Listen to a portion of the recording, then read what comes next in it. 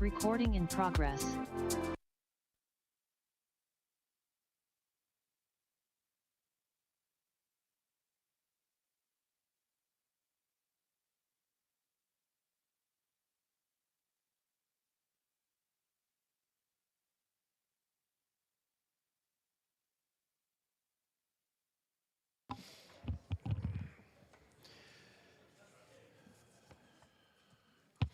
Okay. Good evening, everybody. Good evening, everybody. Good evening. Great. Welcome to City Hall. You are at a City Council meeting. This is a special joint meeting of the Hayward City Council, Redevelopment Successor Agency, and the Housing Authority Board. I'd like to call this meeting to order. It is June 2nd, 2026. And if I could call upon Mayor Pro Tem Syrup to do the Pledge of Allegiance, please. Please stand if you're able.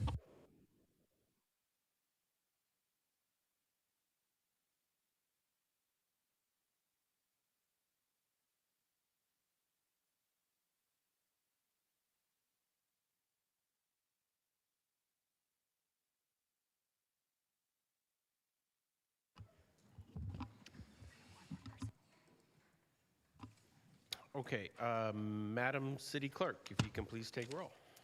Yes. Good evening. Councilmember Andrews. Present. Councilmember Bonilla Jr. Present. Councilmember Goldstein. Present. Councilmember Roach. Present. Councilmember Syrup. Present. Councilmember Cermeño. Mayor Salinas. Present. Thank you. Thank you.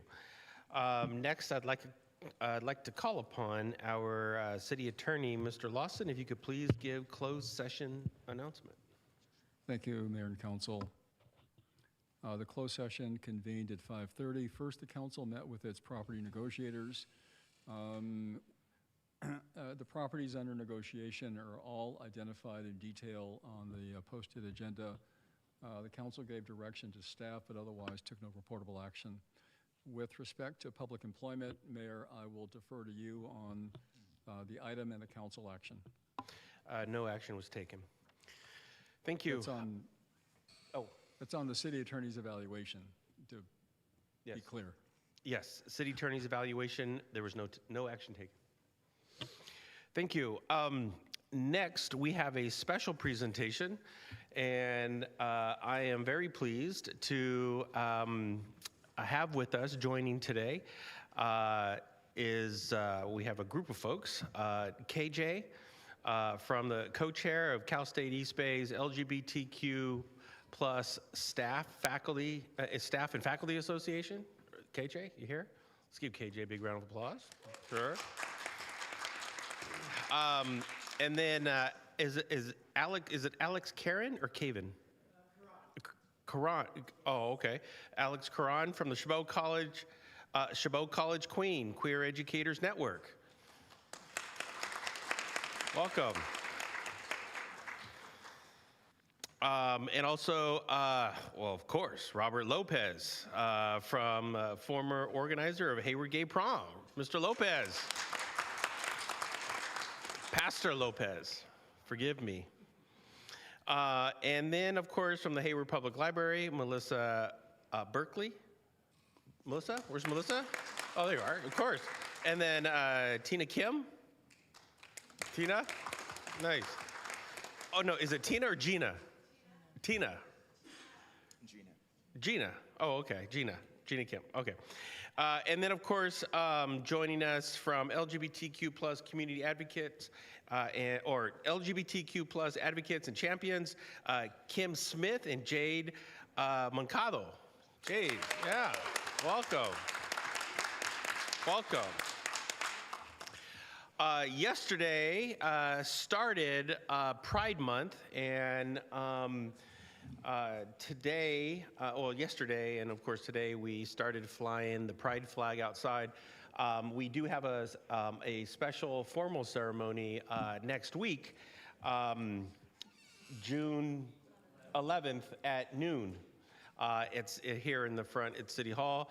We are inviting all, and and so please join us next week. But I do have a proclamation that I will read. And then if, after I read the proclamation, if we could have all of the folks from the groups meet us here in the front. We have proclamations for you. And I have one really nice one with a nice gold frame.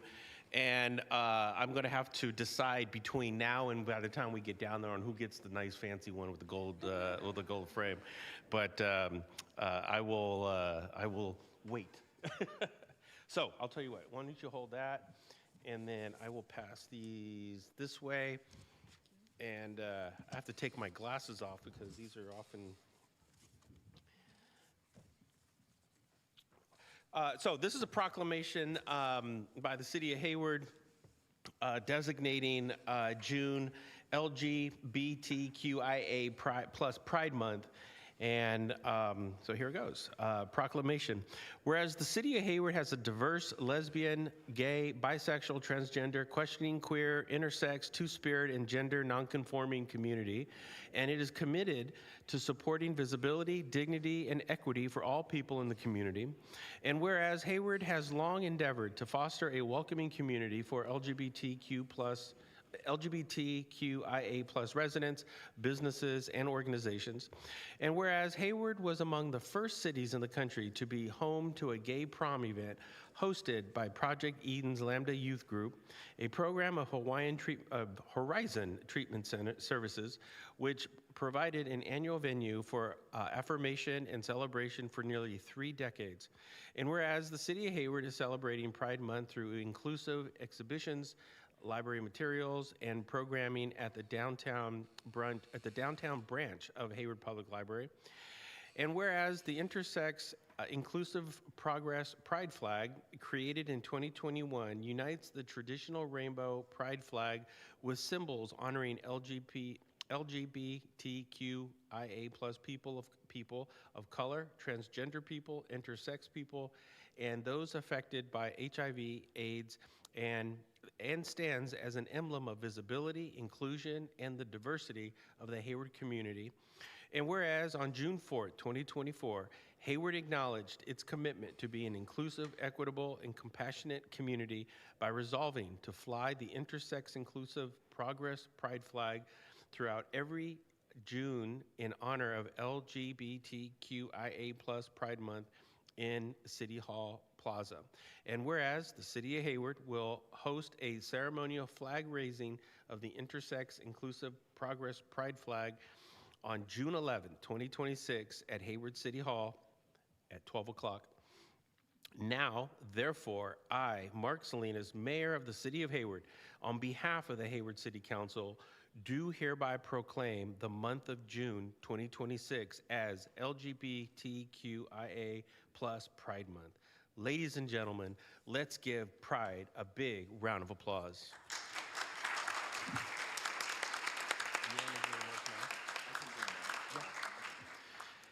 It is at this time what I'm going to do is I'm going to defer to Councilmember Ray Bonilla Jr. for some remarks.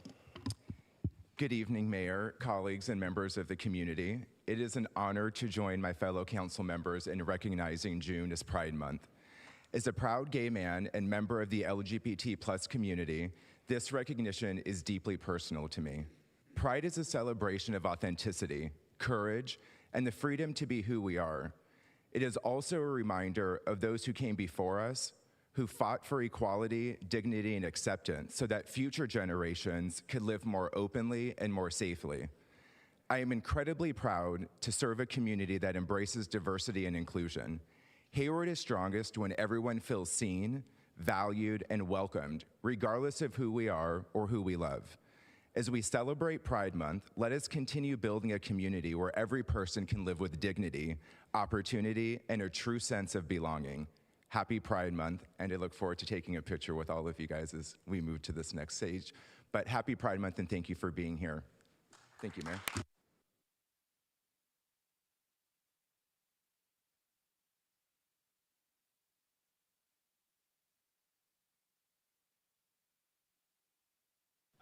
KJ, Karen,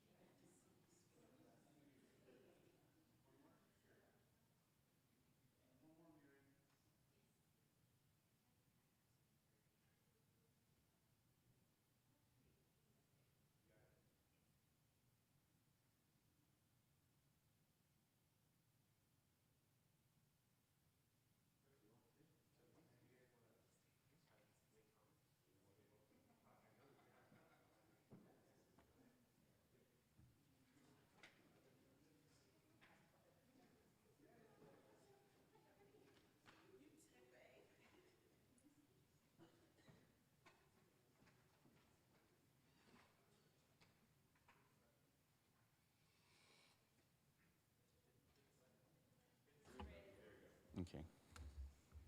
Well, here I am again, 1 year later. And on my way walking in, passing the flagpoles, it made me think about where we find ourselves in this moment in history. We don't have to pay you $600 to fly a flag, as it has been in a certain city. We didn't have to ask you, Mayor, to paint a progressive pride flag literally on the flagpole, as a mayor did in Idaho, because the governor refused to have it flown. When I see the beautiful flags that are going to be flown this month, Pride, Juneteenth, my mom from Texas educated me on that. It's not just about pride, it's about resistance. It is about resisting those who wish to take away our rights, our dignity, our self-determination, our families. We have been deported. We have been put in camps.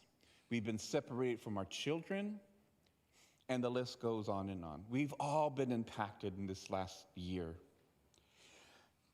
When we fly these flags, when we fly that American flag, it's not just pride and who we are, but it's also a calling to the resistance when our constitutional rights are in danger. And as elected officials, I know that I can count on this city council to be part of that resistance and to ensure that the citizens and those who live in Hayward know that their rights and privileges are protected. That's why we voted you in, and that's why we've been re-electing you. And we all benefit by both the pride that we have in who we are and the resistance that we put forward to let others know that we don't stand alone in the dark, but that we stand united as a people, as a community.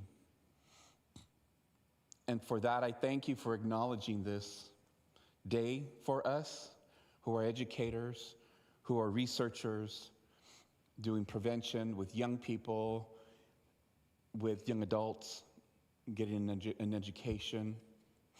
So that way, we can offer back to our communities as Councilmember Ray Bonilla Jr. has. I need to put Jr. on here. Has, and Francisco Sarremeño's education, and our mayor, education in who we are as raza as well. You know, I took what I learned from my parents and the struggle with the movimiento, with the causa, and that flag of the UFW has as much meaning for me now as when I see that progressive flag. And so I have nothing else to say but that I'm truly grateful that you stand with us at this time in resistance and in pride. Thank you.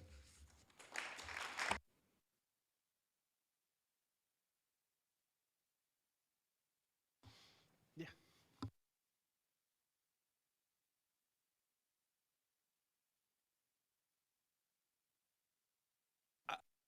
Mr. Lopez, I think you spoke for everyone. Let's give Mr. Lopez another round of applause. Well, I agree. I think you could not have asked for a better council to stand as allies and as united. Yes, it is a resistance. And you know, some days are tougher than others. But if we continue to work together, we continue to fight with each other, fight together, and not fight with each other, but fight together. we will certainly overcome this. So thank you for your words and thank you for your wisdom. And I would be remiss to say, thank you for your decades of work.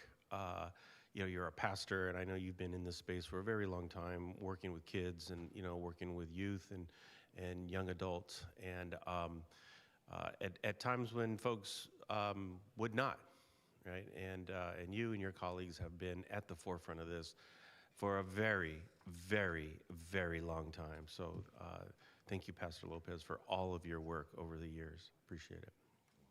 Thank you. Okay.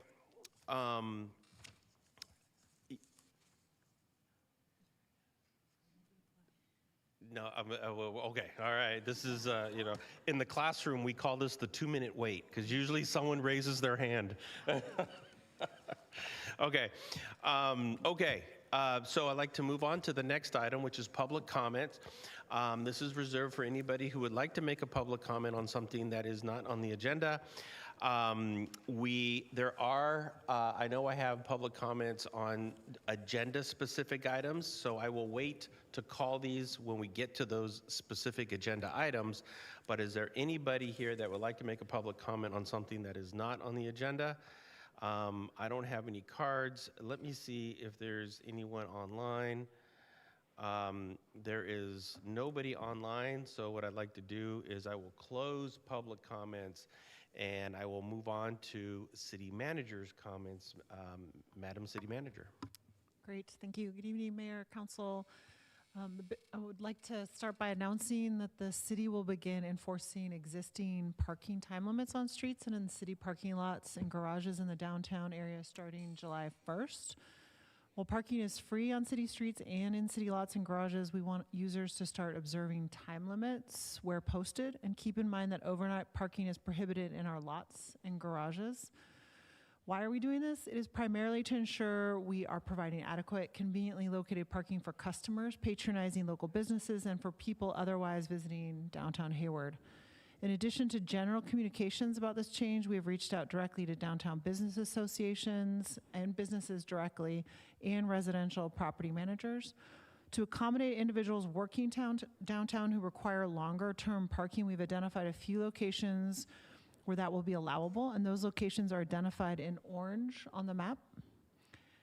For residents who need it, there are overnight parking options available that are generally allowed on the city street and are generally allowed on city streets in downtown. And as a next phase, we plan to introduce a parking permit program to meet the longer-term parking needs of people who live and work downtown. Thank you, and if I'm open to any questions.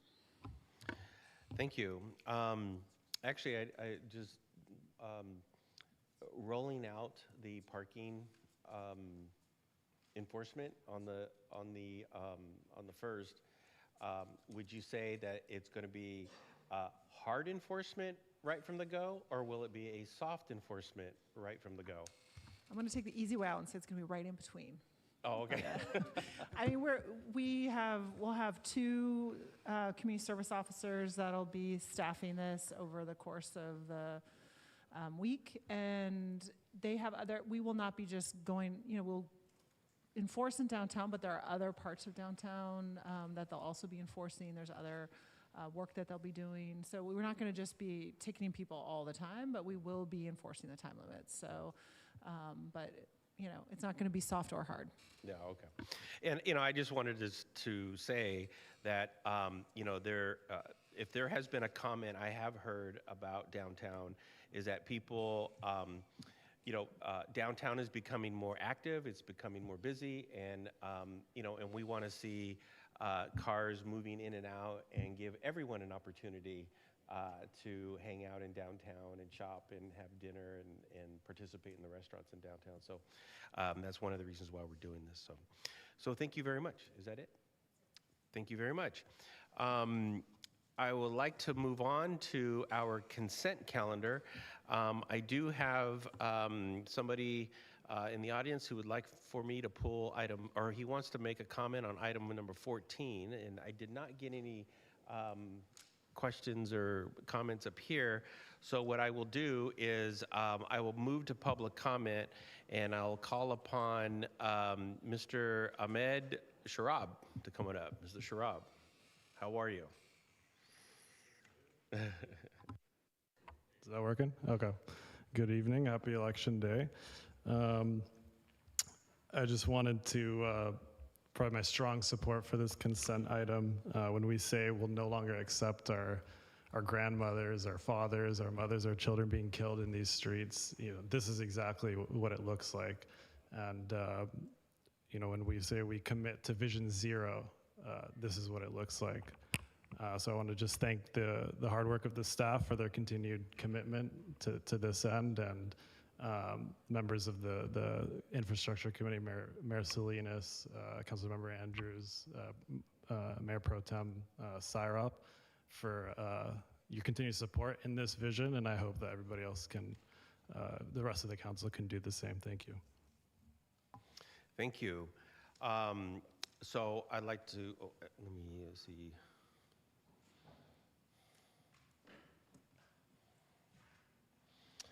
I don't see any more public comment online, so I will close public comment and I'll entertain a motion. I'm happy to move the consent items, Mayor.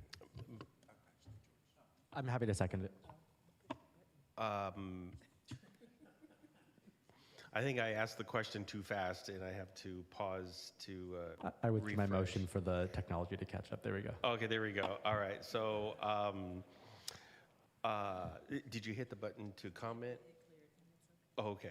I do have a comment that I'd like, or a question / comment. So moved by Councilmember Bonilla, seconded by Mayor Pro Tem Syrop, and I'll give Mayor Pro Tem Syrop an opportunity to speak to his second. Thank you. Just on item 9, as it relates to dispersing funds for Regis Village, I just wanted to clarify with city management. I think there have been conversations we're having with our public safety partners to reduce the burden it's putting on city resources, and I just wanted to make sure that with the disbursement of these funds, we're also communicating our needs as a city with this new development. Can you just speak to that a little bit? Yes, absolutely. We are in active conversations both with the county, who is a co-funder of the Regis Village project, as well as with BEX, that owns and operates the village, Regis Village, and we are both our chiefs and our other staff, community services staff, are in ongoing conversations about how to reduce the burden on our calls for service in our public safety department. So we are taking a very proactive approach to this. Yeah, I just wanted to make room for my colleagues if they wanted to add to that discussion as well. I'll also request for us to connect with the state as well on support for this facility. Yep, sure, we're happy to do that. Thank you. Councilmember Roach. Thank you, and I just wanted to clarify on this item that this money is coming, we're just asking acting as a pass-through. This is not general fund money from the city going to BEX, right? That's correct. And Okay. that is why we're recommending it, is that we're actually receiving funds that will help us pay for this project. Right, so it reduces our burden actually on what our obligation might be for the navigation. correct. Okay, thank you so much. Okay, so moved by Councilmember Bonilla Jr., seconded by Mayor Pro Tem Syrop. Madam City Clerk, please take roll.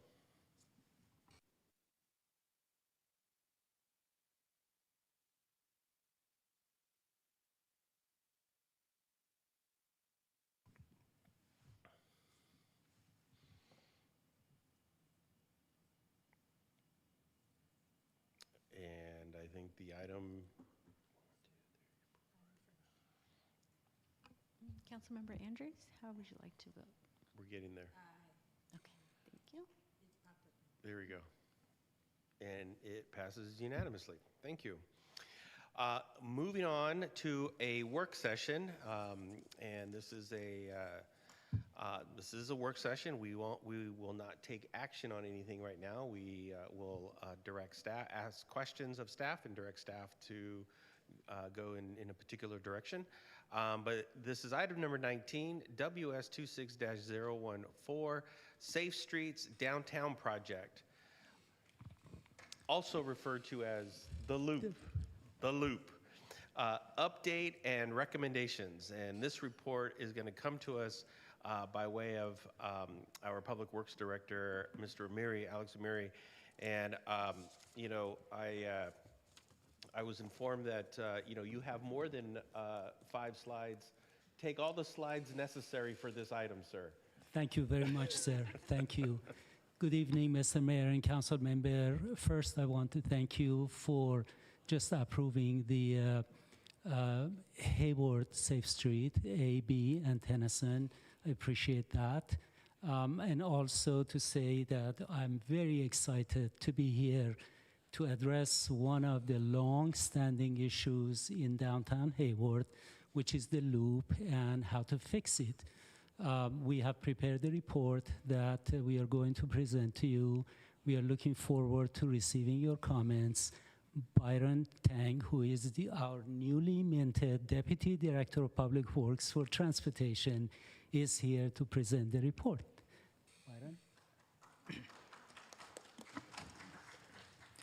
All right, good evening, Mayor Salinas and City Council. I'm here to present on the project for redesigning the loop called Safe Streets Downtown. This project is a long-awaited project. Fortunately, we got Safe Streets and Roads for All grant funding, federal grant funding to do this planning work.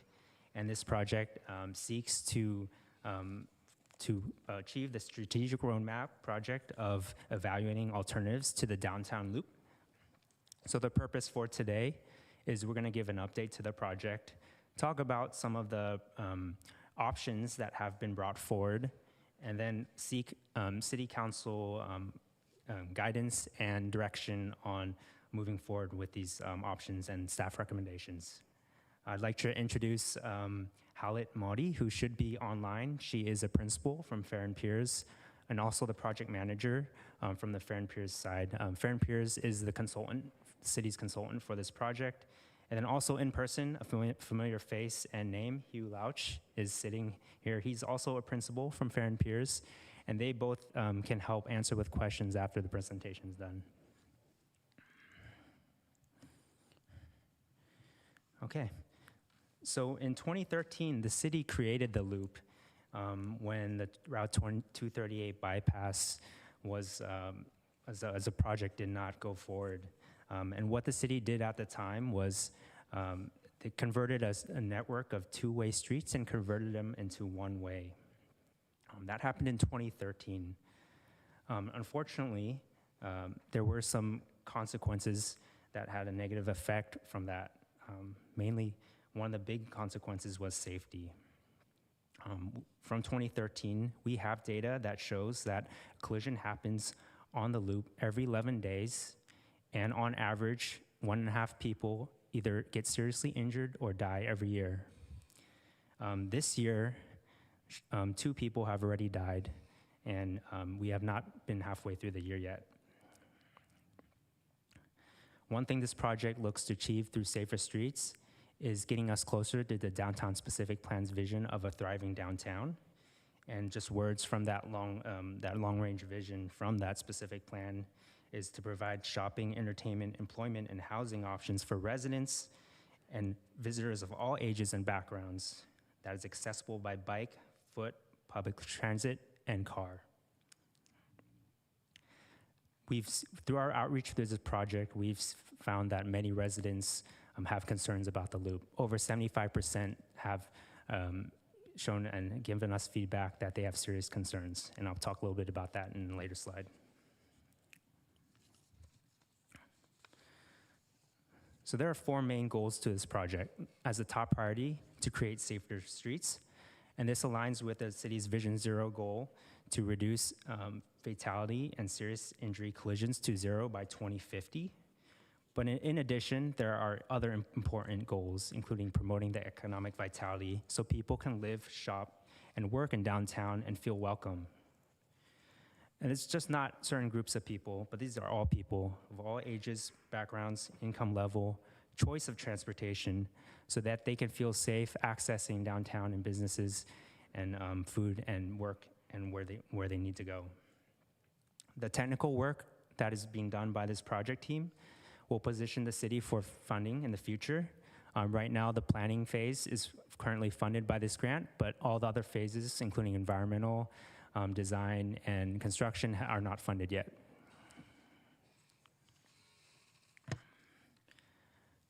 So this is a snapshot of the project schedule and where we are at. The project started in 2025. Phase 1 was to analyze the safety needs. That included a very long outreach period where we looked to find the needs and really understand the issues and concerns people have when they are navigating the loop. Phase 2 of the project, develop and evaluate options, started also in 2025 in the fall, and it started with a design charrette, which I'll talk a little bit about the details in a later slide. Phase 2 has gone all the way up to this point, and we are at a critical milestone where we will be asking for direction and giving a staff recommendation on the following phase of the project.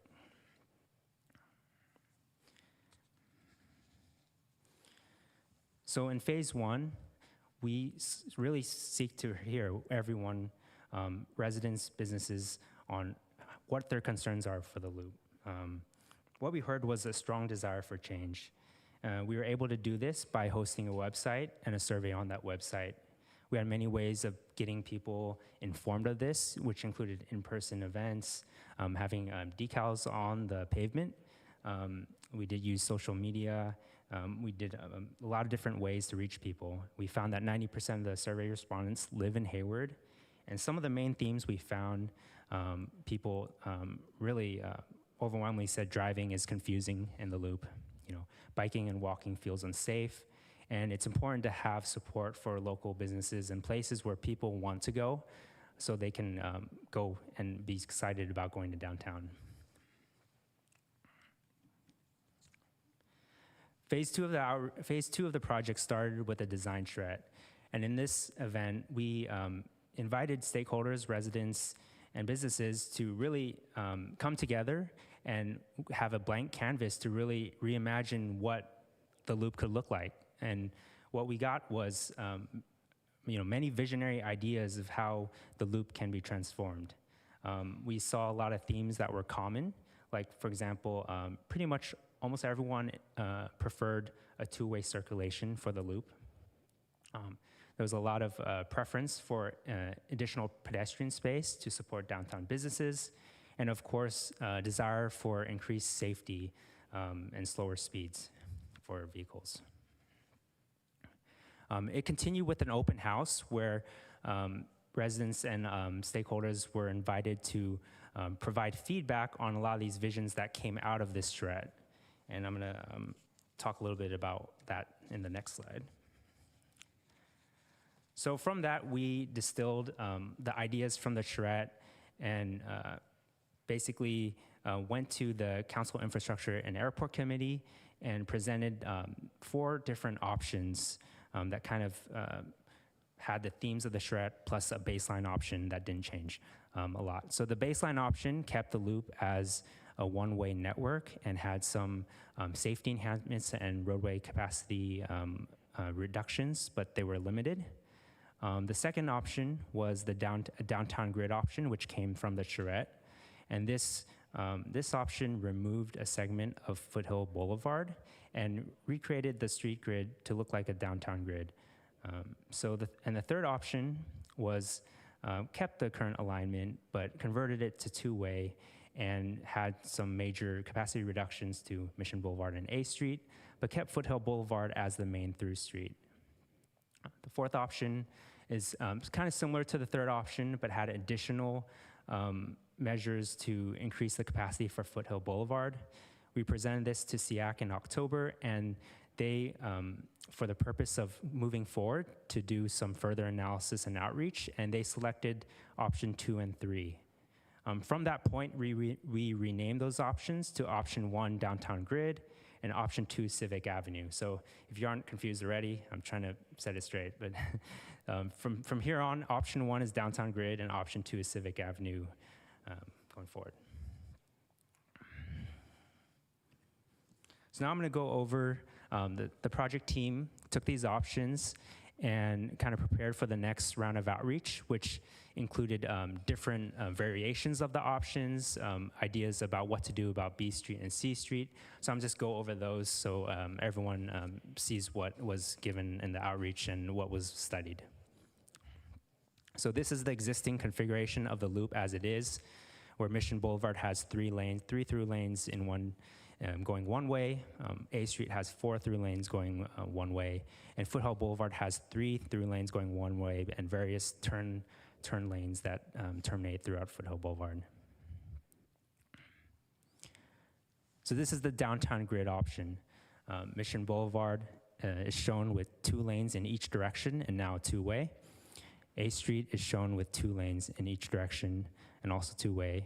Foothill Boulevard, if you can see on the graphic to the right and that the red lines there, that's the segment that was removed. And Foothill Boulevard is now 1 lane in each direction with added bike lanes for this option.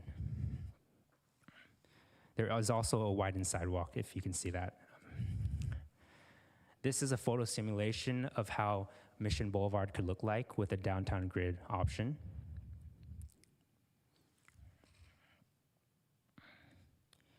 And this is how Foothill Boulevard could look like in that option.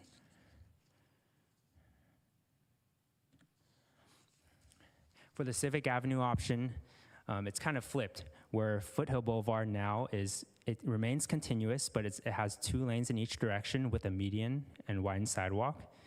And now Mission Boulevard and A Street both have 1 lane in each direction with a bike lane.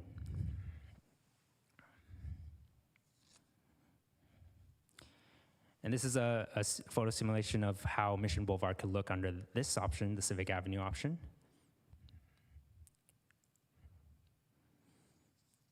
And this is Foothill Boulevard.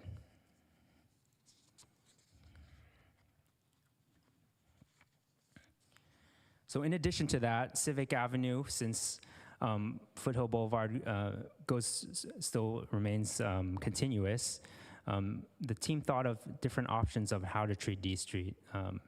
The intersection of D Street and Foothill is skewed, which sometimes can present problems when it comes to having good turning lanes, turning movements, and also visibility. So we, through this, wanted to get input from outreach on what people prefer when it comes to would D Street be better to be split into 2 intersections as shown here, or remain continuous as shown here.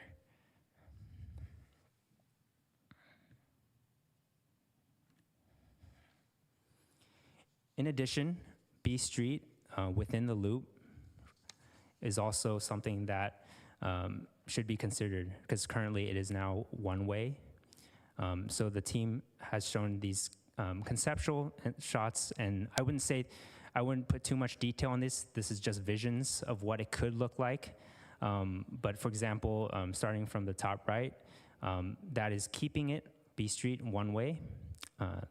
Then going to the bottom left would be converting B Street to 2-way.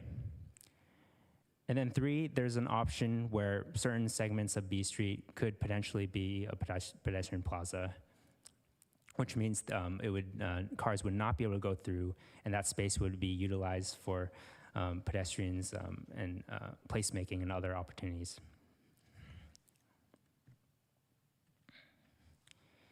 And lastly, the team, since C Street right now is also 1-way, the team has proposed an option where C Street is converted to 2-way from Mission to Foothill, and by doing so, 1 lane in each direction, a 2-way cycle track is added on one side of the road. Because of the narrowness between Watkins and Missions, that has to remain 1-way though in this option.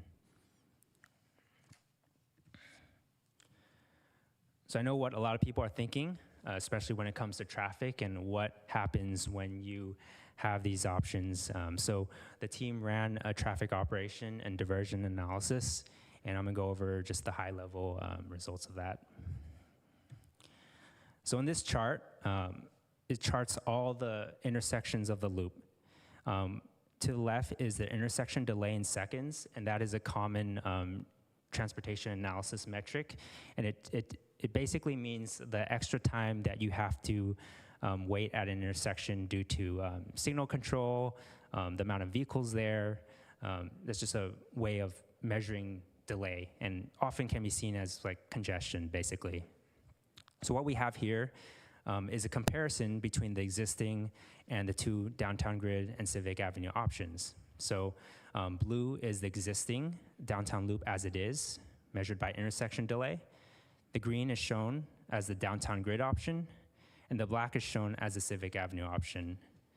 The biggest takeaway here is both the downtown grid and Civic Avenue option will generally increase congestion compared to existing, but the downtown grid basically increases congestion a lot more than the Civic Avenue option. At some intersections, it is 3 to 4 times in magnitude compared to the Civic Avenue option.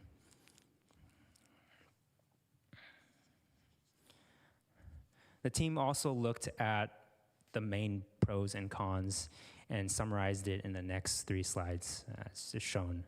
So for the downtown grid option, it provides a great amount of safety and access by encouraging reduced speeds because of reduced capacity.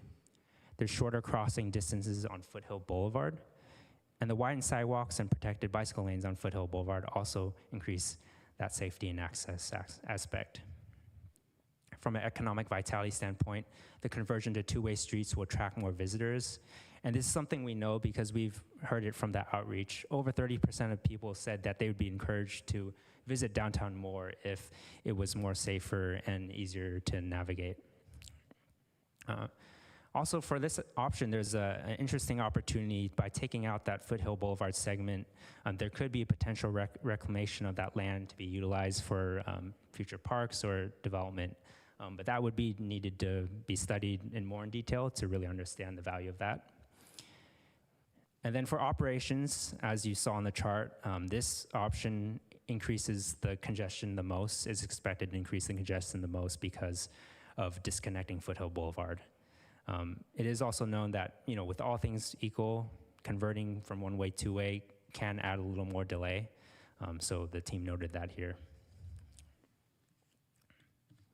For the Civic Avenue option, safety and access is also greatly increased.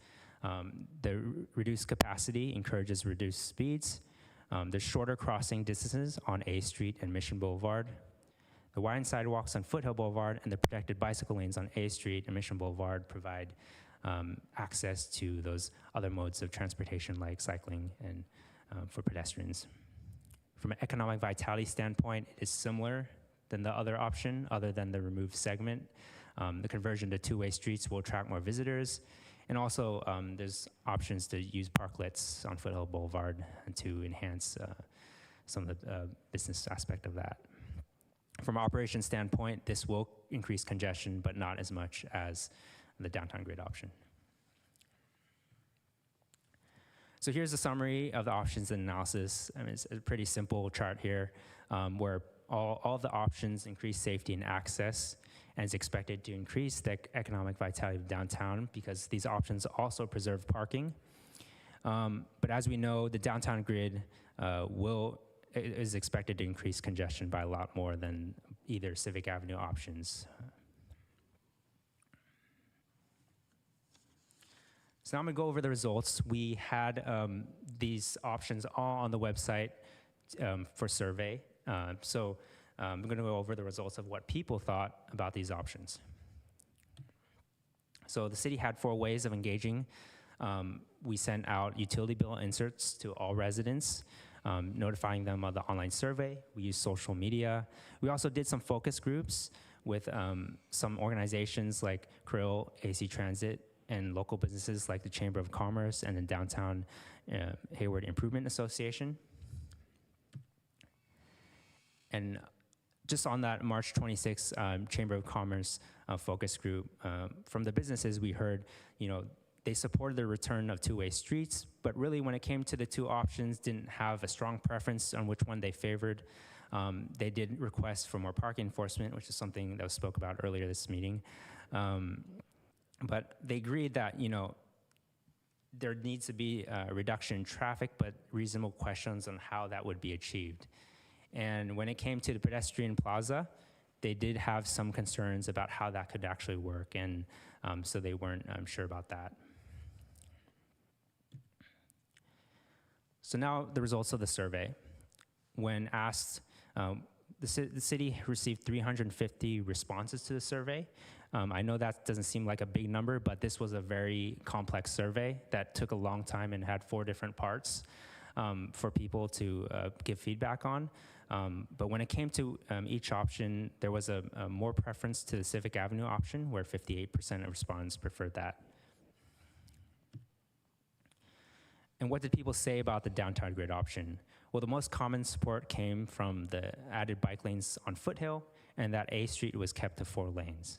The most common concerns, though, was that the reduced Foothill capacity, basically because it was disconnected and reduced down to 1 lane in each direction. There's there's mixed feedback when it came to 4 lanes on Mission Boulevard, where half was split on whether it should be 4 lanes or not.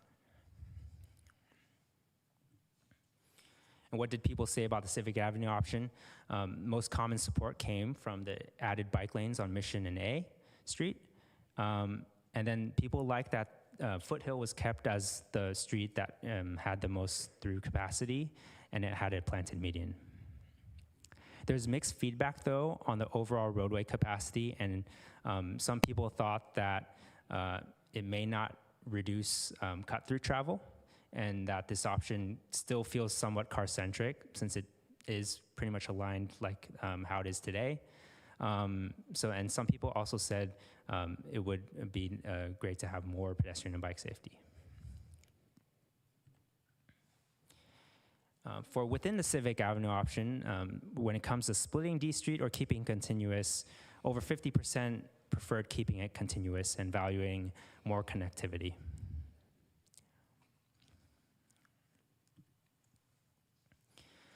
When it came to the 3 options for B Street, the highest support came to the pedestrian plaza option with 43%, followed by the 2-way option with 30%, and last was the 1-way option.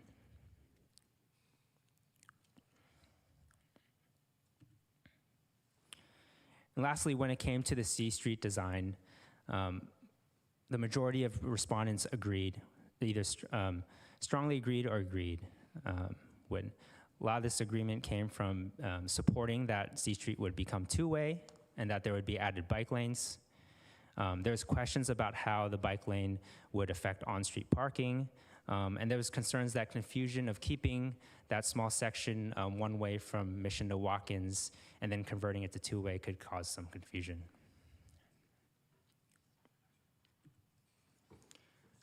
So now I'm gonna talk about staff recommendations going forward. And this is something we really want to hear feedback from council and on this direction. So I do want to say that these are all visions, and even though there are some details here, a lot of these details can be flexible in a sense. We still have to do the 3rd phase of this project, and then also detailed design. So there's options to change certain things around. So it's not setting things in stone as you exactly see it. But staff is recommending to advance the Civic Avenue option, and this is greatly due to the analysis showing that this provides the safety benefits and the economic vitality benefits of the other option, but with much reduced congestion impacts. It also aligns with the committee's agreement that preferred this. For B Street, staff is recommending advance the 2-way B Street design, but also not shutting the door on the pedestrian plaza due to the concerns heard from businesses and needing to really, I think we need to really look into this a little more. So evaluate the feasibility of an occasional pedestrian plaza in the future and continue to coordinate with the Chamber of Commerce and Downtown Hayward Improvement Association. For C Street, staff is recommending to go forward with a C Street design as it aligns with converting the loop to 2-way, since all the recommendations are 2-way, and it provides the bicycle infrastructure with more access to cyclists. So this is a summary of the staff recommendations.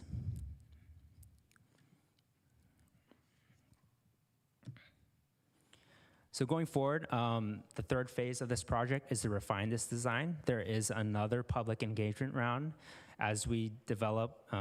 The goal of this project by the end of 2026 and Q1 of 2027 is to develop a little more detailed concepts and a cost estimate so we can understand the costs going forward involved with the future phases.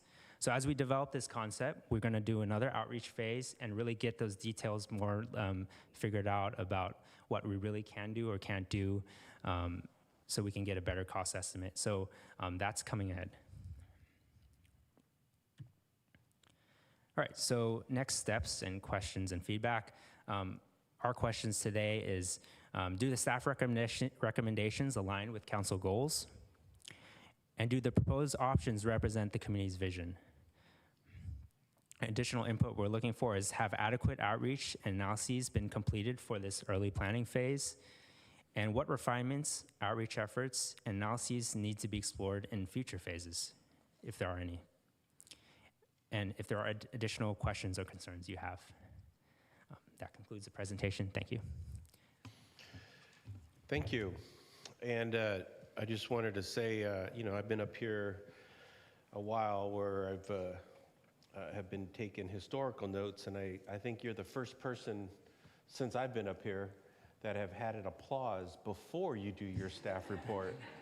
So Director Amiri, I don't know what you're doing in your department, but it's working for sure. Okay, thank you. What I will do is I will open up to public comment first, and then I'll return back to the dais. So I do have a couple of cards here, and I will go to, first public comment is Ahmed Sharab.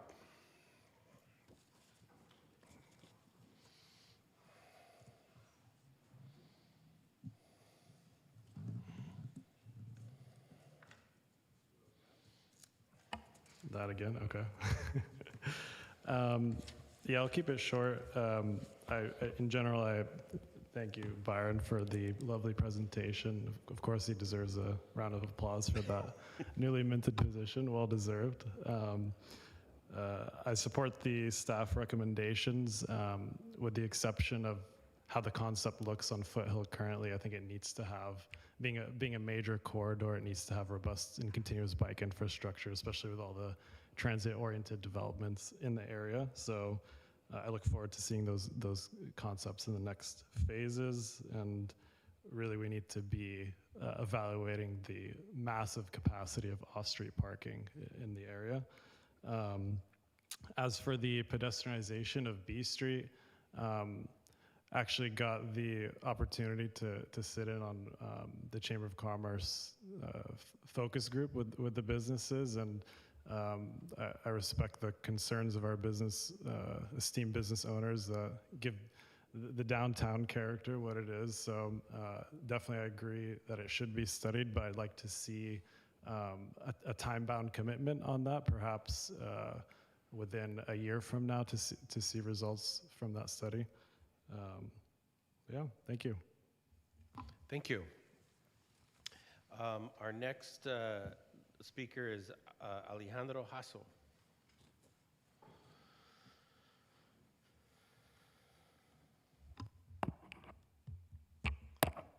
Hi.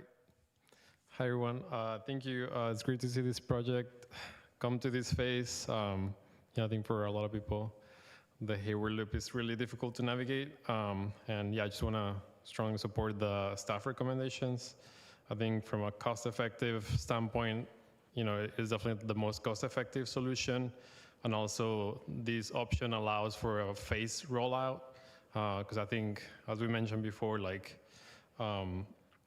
think it's important to do pilots so that we understand how people react to the changes, and so that additional changes can be done to iron out the issues that come up.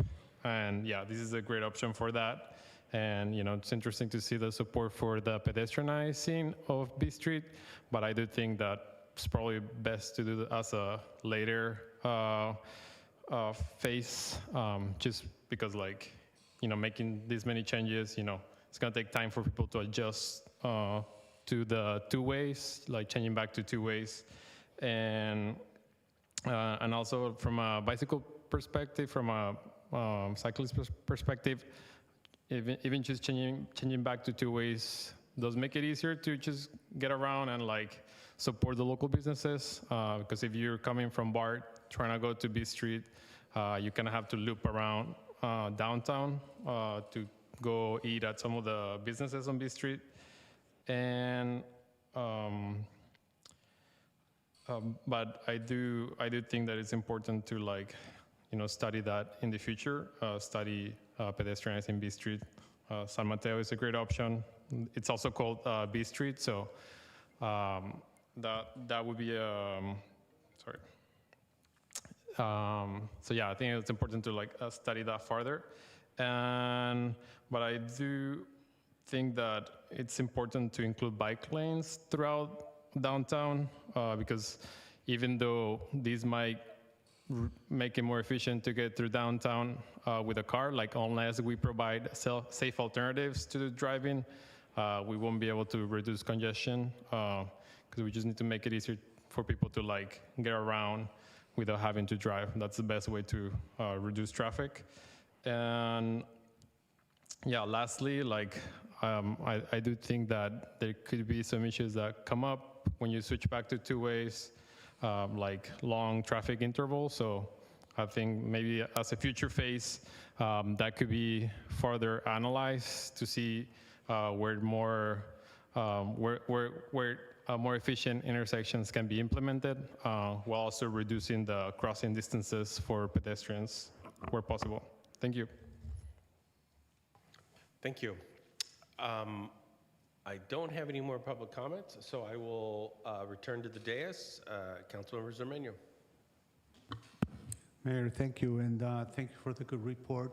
I'm impressed. It looks like we are emphasizing pedestrians, bicyclists, and the economy downtown. I'd like to see if it would be possible to expand the area of interest to include 2nd Street. So the border wouldn't be Foothill, but expand it because we do have some businesses on 2nd Street, so that would expand downtown. So I look into that, see if that's a possibility. I do like the option too. So we don't have any money for this. What is the cost? Ballpark figure. So we don't have the cost information right now, but we want to have a concept in order to be able to look for opportunities to get some funding. And it would be Measure B and Measure BB, I suppose. Those are options, but there may be some other options available also. Okay. So let's suppose that everything goes well. What would be the completion date? It would take a number of years, I would say. 2060, 2090? I won't be around by then. Sooner than that. Sooner than that, hopefully? Yes. Okay. A little bit more about the pedestrian plaza. I like the idea. Why are we hesitating on planning it or looking into it? We have to look into it a little bit more and study it. B Street does not have alleys, for example, in the back for deliveries, for mail and garbage and other things. The idea could be implemented on an occasional basis, closing the street for a short period of time to allow for these kinds of activities while we study to see what the challenges are ahead and come back to you with options. Okay, and I'm glad that A Street is included there. One of the notes said that a con is that it would create more time for traffic. Are we worried about city traffic, or are we worried about run-through traffic? I personally don't care about them. They can go and take 230 or 880. What are we worried about? What congestion are we worried about? Generally speaking, most of traffic is thought to be cut-through traffic, regional traffic, and that is what's going to be affected. The option that is recommended to you has a moderate effect on congestion. It is Okay. not as bad as the grid option. All right. And a side benefit is that when cars slow down, there is a benefit to reducing speed and increasing Of course. safety. Yes, all right. How will we fix parking on B Street? It would be a two-way, so what, right now, it's parking is set up in one direction. What would be planned there? So some of the islands will have to be changed, not drastically, and then some restriping to allow for parking on the other direction. It's not going to be a major change. Okay, all right. Let's see, I think I have a couple more questions, but so far so good. I like the fact that we are trying to reduce traffic. Oh, the traffic, the speed limit, 40, 30, 35, what are we looking at? We'll have to take a look and see. We'll have to do speed surveys and other things to come up with appropriate speed for Okay. downtown streets. All right. Like I say, the pedestrian plaza is excellent. What I want us to do is to ensure that the residents of Hayward have an easier time getting to downtown and shopping downtown. That's really what I want. I really don't care about the people who go from San Mateo to Livermore through our city. So is that something that's you're thinking of? Is that the theme? Absolutely, absolutely. That's part and parcel of that. One of the things that I wanted to mention to you is that this design is going to open the intersection of Jackson and Mission. Okay. Right now, there is no left turn from Mission onto Jackson, so cars that come down, let's say Carlos B, will have to take Orchard Avenue or Fletcher in order to get to Jackson. That is going to open up and allow for local traffic not to have to, go through residential streets and cause more congestion there. That is a plus that is, with this option, associated with the option. And I do like the split of Foothill, because in my mind that will allow us to perhaps have a pedestrian plaza there. That's right in that little circle there. I did see quite a few new trees, so thank you for that. And so I do like the plan. I do like option 2. So please go on it, get us some money, and let's do this by next year. Thank you.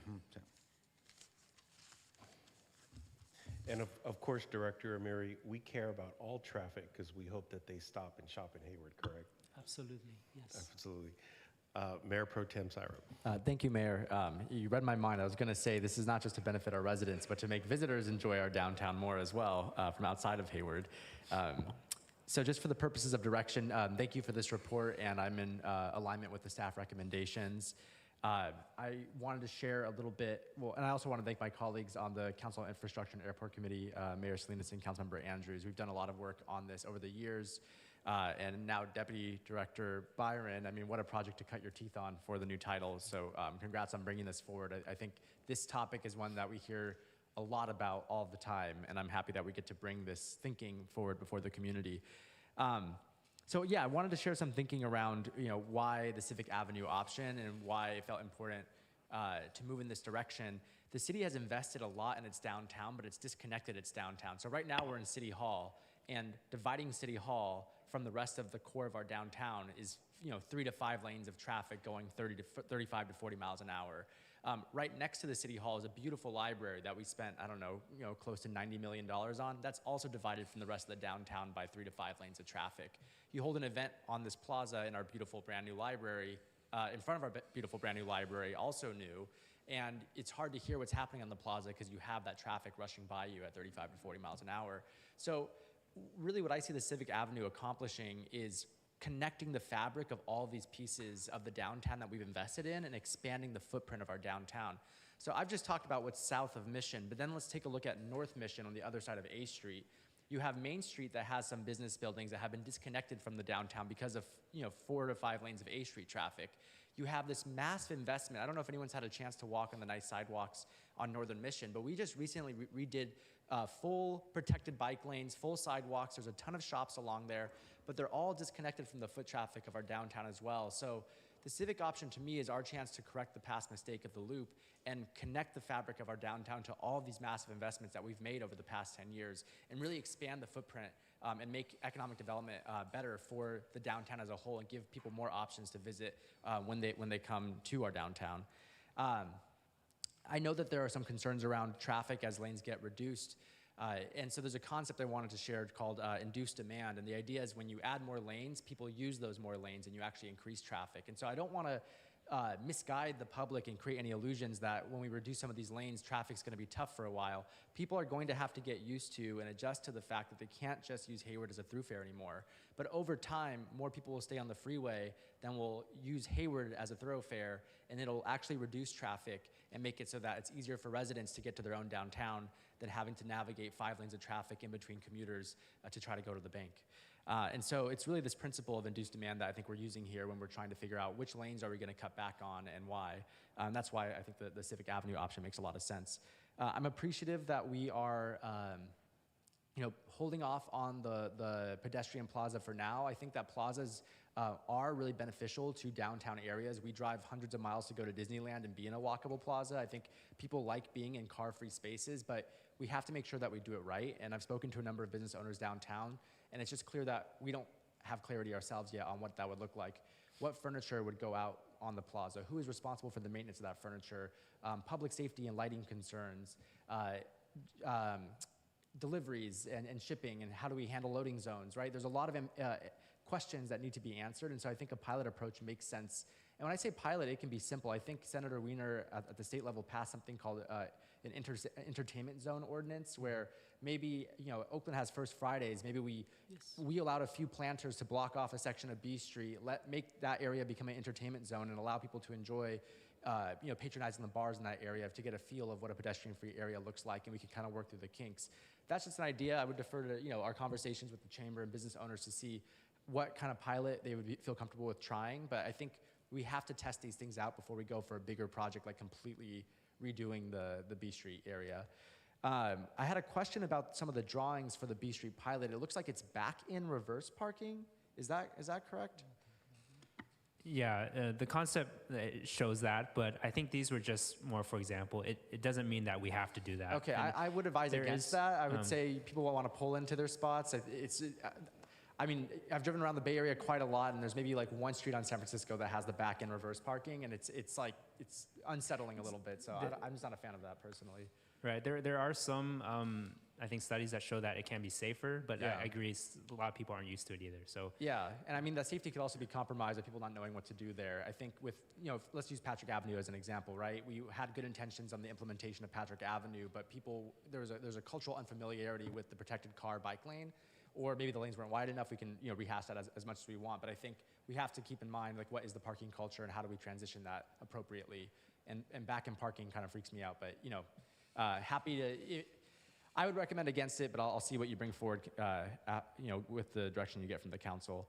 And then I just really want to emphasize bike parking. I think, we have improved the bike infrastructure downtown, especially with the redoing of Main Street, and we've added in some bike parking there. But on B Street proper, on C Street proper, even the removal of one parking lane to make it half motorcycle parking and maybe 3 bike parking, right? Like there's a way for us to expand parking options for other means of transportation that I think need to be really baked into this plan and very clear on where we plan on installing them.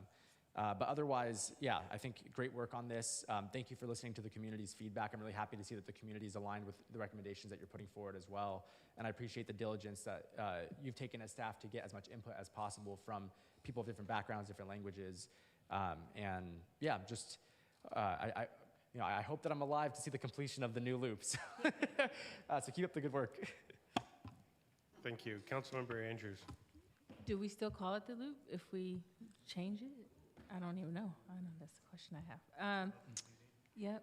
So thank you for presenting these options. I had a couple of questions. One is I've been looking at downtowns for a very long time and been comparing them to 4th Street, Berkeley, Burlingame, San Mateo, and a lot of them don't have bike lanes, and is it because of it being just one lane each way? I'm just curious to see, have you studied those streets, like University Avenue, for example? They don't have any bike lanes. Do you want to talk about that? Welcome back. Thank you. So Hugh Louch with Fair and Peers. Nice to see you all. I would say, and Byron kind of said this earlier, some of the details about what goes into the space are to be determined, and there's still additional engagement and work to figure that out. So bike lanes are certainly an option on some of those streets as well, but I think what is shown is primarily what emerged kind of coming out of the charrette that we did in terms of what the community's priorities were at that time. Okay. I was just wondering if you looked at the traffic studies of those cities that have narrow streets with no bike lanes versus this, just as a comparison, just curious. Okay, I am interested also in the Civic Avenue option. I feel that we do need to do something different. We have seen a lot of accidents in this area, and we also are seeing more activity. We're seeing more residents move to the downtown, particularly seniors. So I'm very concerned about the traffic safety downtown. I am also curious about the pedestrian plaza. I actually did write down San Mateo B Street because sometimes I do venture outside of Hayward occasionally, and it is quite different, the experience of that B Street versus our B Street. Just wanted to know if, I've only been there on the weekends, but I don't know if anyone has been there during the week to see how that is functioning. Does it shut down, or is it only on the weekends does it shut down? Does anyone know yet? I know you are going to study it in the future, but I'm just curious if anyone knows. Are you talking about San Mateo? Yes. Yeah, I think it's a full-time closure, full-time now? permanent closure. Okay. And there are several other cities that have similar Okay. kinds of closures. Okay.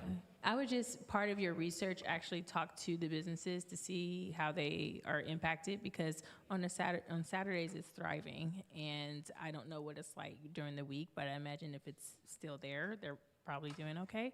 But I understand the concerns of the businesses of not wanting to do it right away, but in the meantime, I'd love the design that was on here, just even as conceptual. Can we just put it as a crosswalk now, just as a high visibility safety crosswalk in the interim if we can't do a full-on plaza? Is that something that is possible? I know Director Roman is here. Maybe he can throw a nice crosswalk down in the middle of B Street. I'm not sure. He's ignoring me. It's okay. I'm talking to the new deputy director anyway. Yeah, that's something we can consider Okay. looking into. Okay, great. And then also wanted to know about the survey. Do you know how many? Does it give you feedback of who filled out the survey by chance? Of Like it doesn't identify businesses a versus specific residents? person. No. Okay. No. Yeah. Okay. I was just curious if that's something to discuss further in your research on the types of businesses, because a restaurant might feel differently than a salon, just because of the type of use that's there. So I'm just wondering if that's something that we can do and research further. I think that's actually something we've heard from the focus groups, Okay. where we did meet certain business owners who had different, for their business they had a certain requirement or thing that they needed. We didn't really, I don't think we saw that in the survey, but when we met as a focus group, that was something we did get feedback on. Okay, great. Yeah. Okay, and then, yes, I am interested in the landscaping of the medians. I'm concerned about maintenance a little bit, just because we've had some challenges with those medians. So I'm sure when you get further along in the design, you can start looking at what are the options there. And then the last thing is the contiguous D streets option. I know that there are some residents that live in that area. I don't know if you had the opportunity to maybe go door to door in that area, like near Watkins. They might be someone you want to do more targeted outreach there. And then also the schools. I don't know if you can do specific outreach at the schools, because they do have a lot of students that walk through that downtown. And I think that's all the feedback I have for tonight. Thanks. Thank you. Councilmember Roach. Thank you. Yeah, it's really nice hearing from my colleagues who serve in the infrastructure committee, because I don't, and so I haven't had as much experience in all the iterations that you got to. So thanks everyone who serves on that committee. I'm glad we're talking about the loop. This has been a huge topic of conversation ever since I moved to Hayward, and then once I got on council. So so glad we're addressing it in this really comprehensive way. And I wanted to ask, we got a lot of emails over the last few days, and some people sort of upset that they were just now hearing about it. And we know this happens all the time, right? When there's some highlighting of a topic, then people think this is the first time anyone's talking about it. So I just wanted to appreciate the work you've done over the last year, and then ask, once there is a focus on a certain option, will there be more opportunity later for the community to help tweak it? Excuse me. Yes, yeah. So we specifically have a planned outreach phase later this year. As we develop the option going forward, we're going to make sure we get more community input on that from businesses, residents, and stakeholders. Great, and it sounds like, I think when Hugh just mentioned this, and I think you said the same thing, which is, even if we decide, like, if the staff recommendation that it's option 2, that even within that option, there's still going to be opportunity to tweak those options, right? To where the bike lanes might be, what, excuse me, I don't know what I'm having, excuse me. Yeah, you got my question. Definitely, yeah. I would see these as like visions instead of set in stone details. Great. There's still a lot of things to work out. Okay, great, thank you. And then just to get to the sort of items, on the D Street question, whether to have it sort of jog over a little bit or whether to continue it straight, is that a suggestion just being made because that is a pretty crazy, huge intersection? Are you just trying to break that intersection up? Yes, it's huge and monstrous, but it also has that skew where it doesn't meet at 90 degrees that sometimes can present problems. So, yeah, but even if we keep it continuous as we're recommending, there's still a lot of safety improvements we can make. We're going to make it, it's going to be narrower, it's going to be smaller. Okay. But yeah, those were just 2 options to consider. Yeah, I mean, because I'm open to it trade-offs. if that sort of stops that, because that sort of throughway from D Street sort of heading uphill, people really try to beat that light every time. I mean, it's a really, it can be a dangerous intersection right there. So I can see why you did, but I'll be open to how that progresses, right, and maybe that will come down to cost as well anyway, right, and depending on some other option. Okay. And then on the Foothill Boulevard, I know there's some comments about sort of making sure there's bike lanes on Foothill Boulevard, but I kind of see the utility in if we are going to try to, if we're allowing people to continue to come off 92 and onto Foothill and back out to 238 or out to 580, what I see it as, we're sort of trying to keep one street as that flow street, and everything else is bike lanes, which I'm glad about, right? I'm glad we do that. So if we're trying to do that on one of the streets, right, to allow sort of traffic to move through, like I'm comfortable with the way the option is, the recommendation. I would still definitely like to see pedestrian safety improvements on Fiddle. I love the median. That will slow people down as well. So I mean, for now, I can see it keeping that way unless, I hear and otherwise, because I don't know that we have a robust biking structure coming off of 92 onto Foothill. And so the way the recommendation is now, I'm comfortable with that.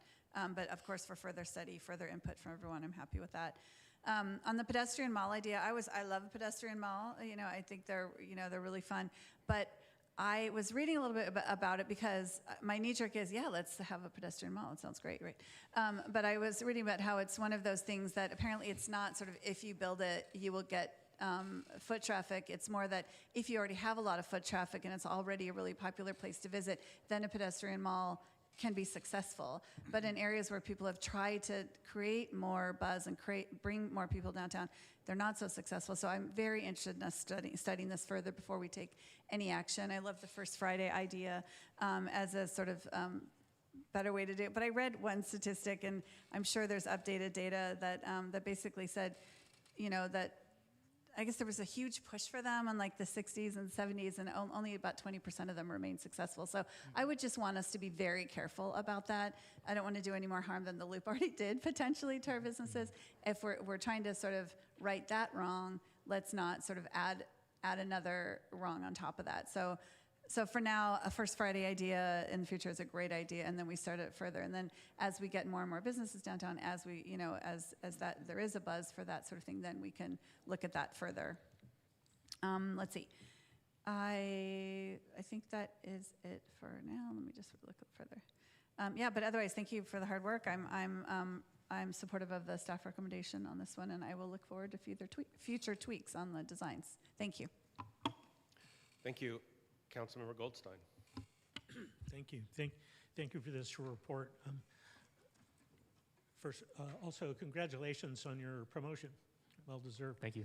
I'm super excited about revisiting the design changes, and I concur with my colleagues. I'm in favor of the Civic Avenue redesign. And I do have a couple of questions and concerns, and one of them is, you're probably familiar with an app called Waze. Yes. And have you ever used it driving around Hayward? I use Apple Maps right now, but Okay, all right. yeah, I know. Yeah, it's probably similar. So when I'm driving through Foothill in both directions, I kind of keep an eye on where traffic diverts, where it looks like they're trying to get shortcuts. And occasionally I test those out myself, not using the app, just kind of following the flow of traffic. And invariably, what I hear from our residents is how much they resent this drive-through traffic through the neighborhoods. And so my biggest concern through this new process is what that impact may be. I love the idea of, as Mayor Pro Tem Syrup mentioned, he referred to it as connecting the traffic and expanding the business district. And I think that's a fantastic idea. And as Councilmember Zermenio mentioned about also connecting up to 2nd Street, I think those are actually really brilliant ideas. But I'm also, like I say, I'm just concerned about what the response is going to be. Those delay times really don't look significant, but for people behind the wheel that are just agitated and trying to get home, it does influence their behavior. And I just have some concerns about that.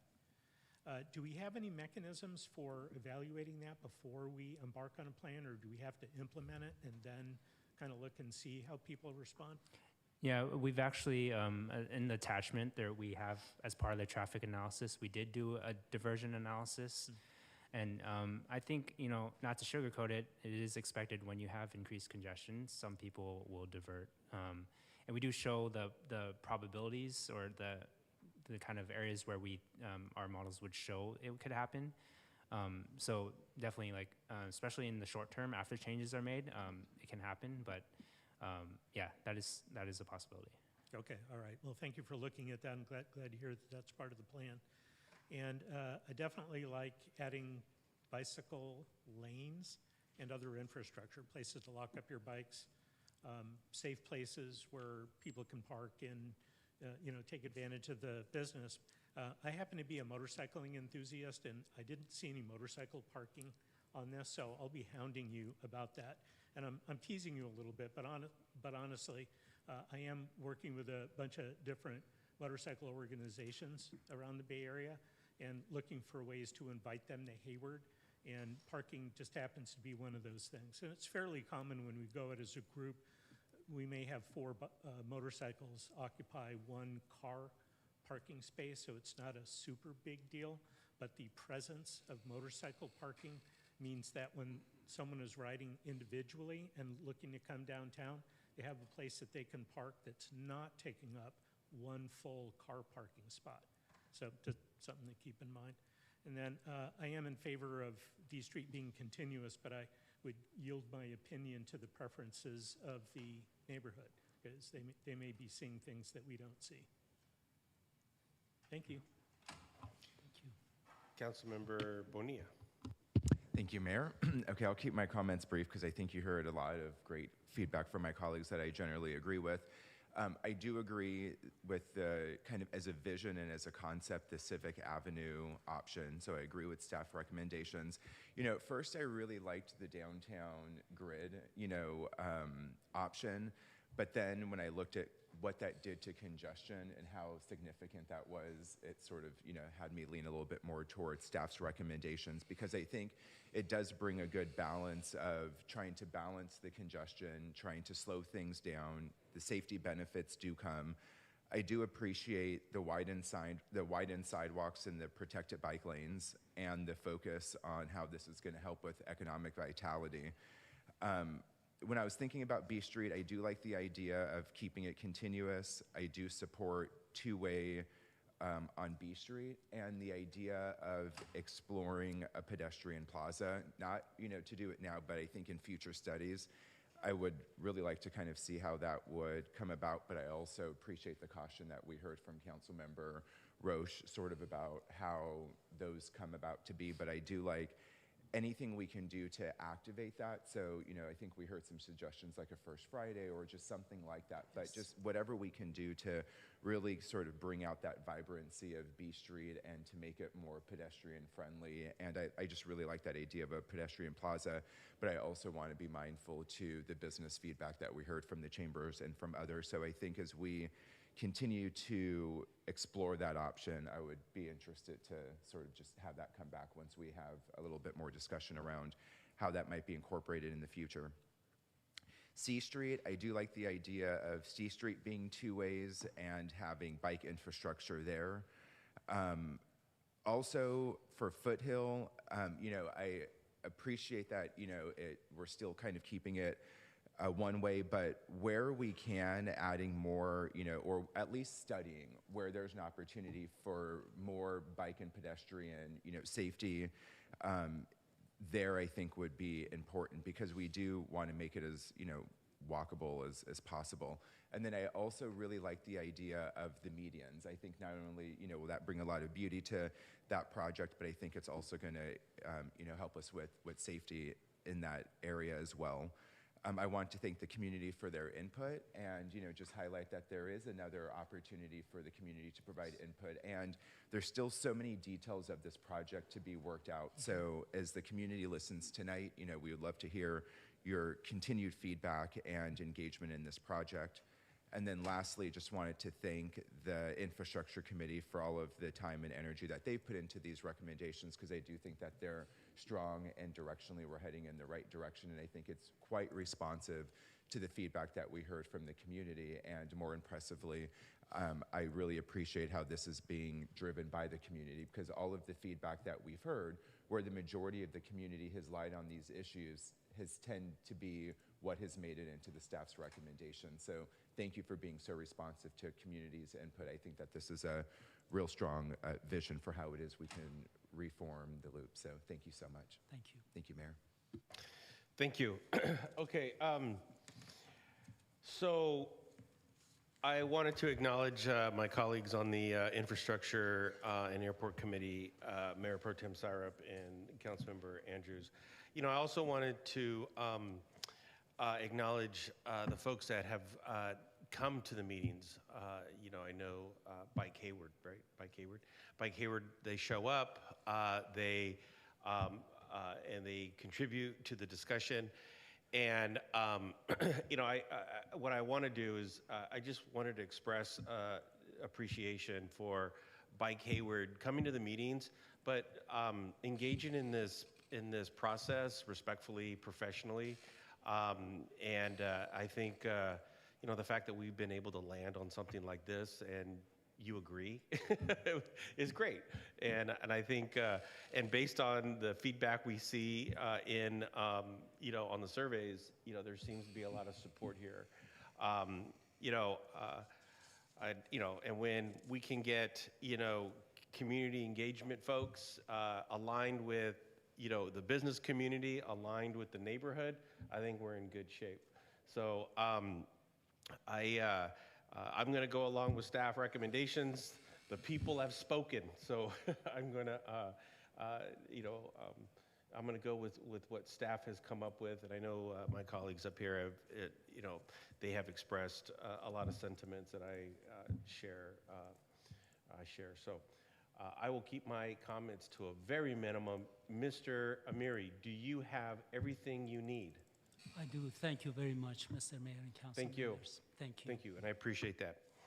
Okay, so I will close this item, and I will move on to item number 21, which is PH 26-026. This is the GAN limit adoption. Adopt a resolution establishing a GAN appropriation limit for fiscal year 26-27. This report is going to come to us by way of the Finance Director, Director Hillbrandt. But what I am going to do is I'm going to forego staff report, and I'm going to go straight to council questions once Director Hillbrandt gets sets up and the Madam City Manager. I think the operating budget is next. Is it? Oh, it is. We went from, no, oh, yes. So we will not go to the GAN item. We will go to our public hearing, item number 20, PH 26-024.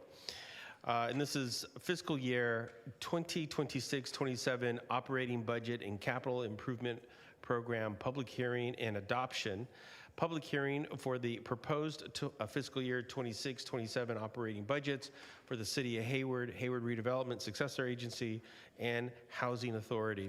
Adoption of resolutions approving fiscal year 26-27 operating budgets and appropriations for fiscal year 26-27, and authorizing actions for the 2025-26 operating budget, the fiscal year 27-36 capital improvement program, and appropriations for fiscal year 26-27, and three, the Hayward Redevelopment Successor Agency budget for fiscal year 2026-27, and 4, the Hayward Housing Authority budget for fiscal year 2026 to 27.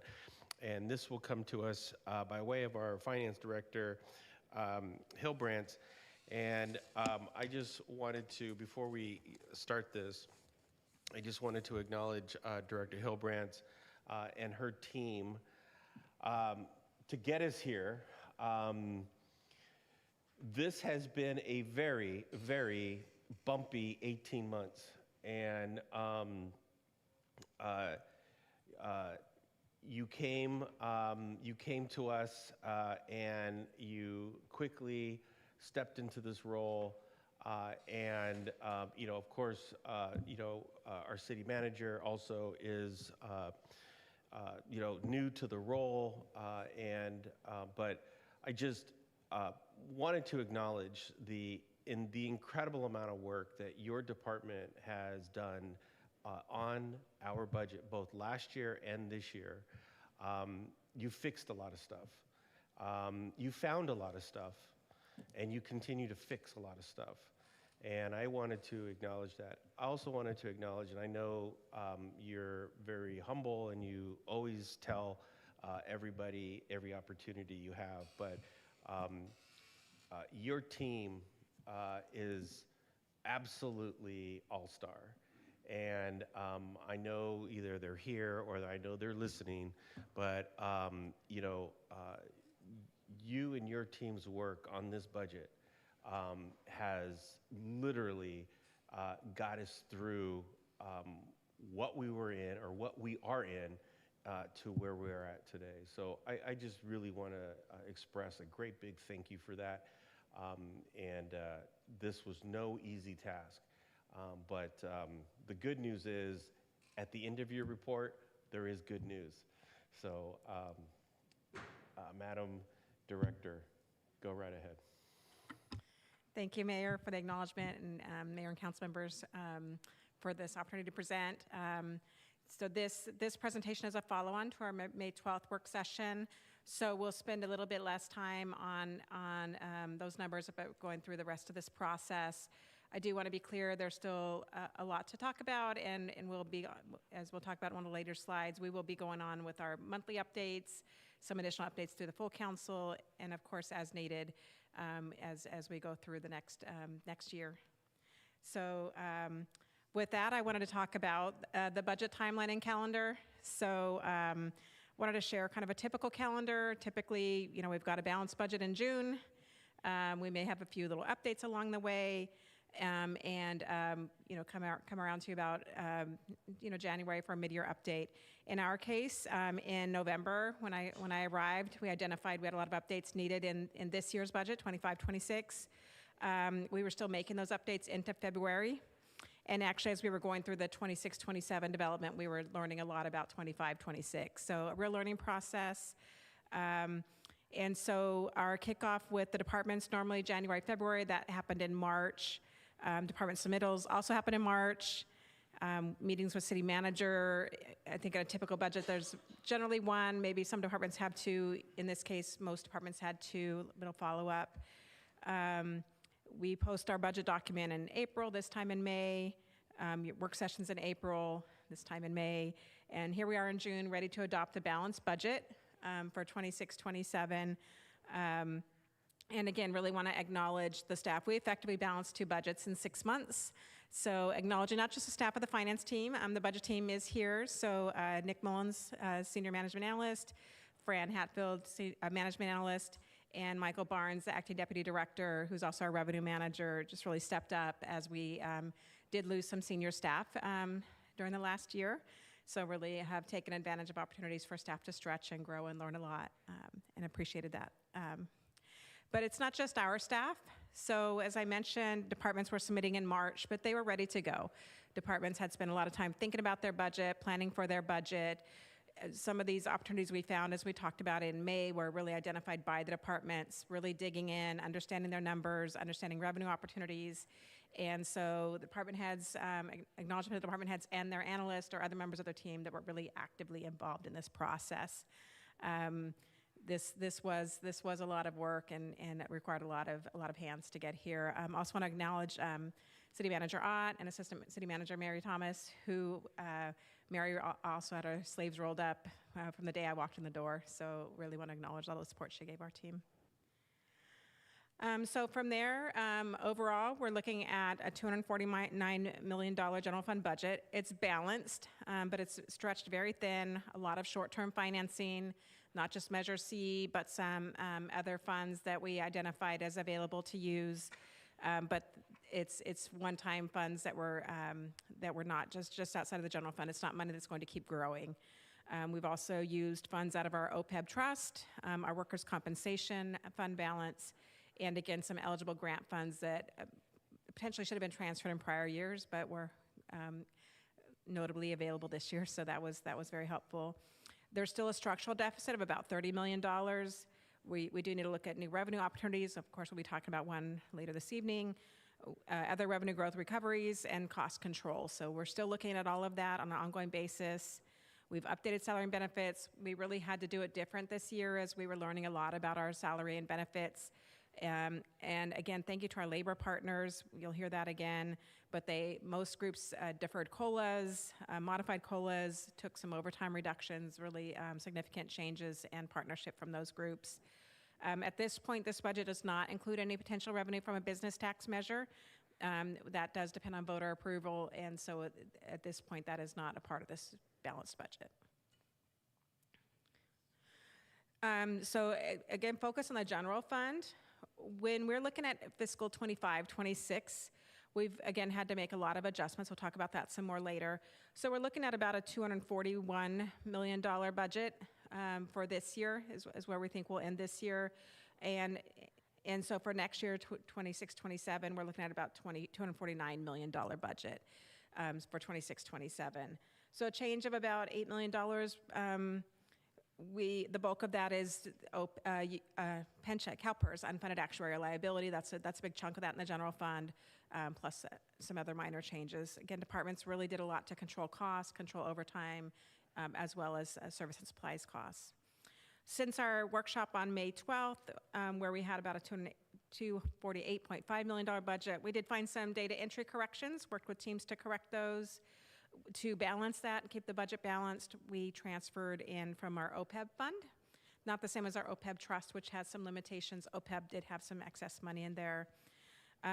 You'll see in future, as we're talking about the OPEB trust, we're still going to highlight it for you as a short-term source, but it is in our books reflected as a revenue, not a transfer. And then we've made and are continuing to make a few administrative changes throughout the document. A key area for us that we've looked at a lot at is our staffing and position control. We've had over a 10% reduction in personnel in the general fund, as well as in other funds, such as internal service funds impacted by the general fund. Instead of salary savings, which was basically a negative expense, a credit against expense that really was difficult to understand and manage for departments, we've just taken the vacancies out, a set of vacancies, as you'll see about 85 vacancies taken out, and departments will manage to that set of vacancies. So for example, if a new vacancy occurs, we're seeking authorization to allow that to be filled, whether at that specific position level or perhaps in a different classification, if that makes more sense for the department. So as part of our resolution, we're asking for city manager authority to make those adjustments and keep that, and that list will be maintained between finance and human resources, working closely with city manager and the department heads. Again, as part of this, you're authorizing your capital improvement program and also your 26-27 expenses for the capital improvement program. Again, the bulk of the capital improvement program is in our utilities, water and sewer, quite a bit of traffic or streets programs, and a very small impact to the general fund.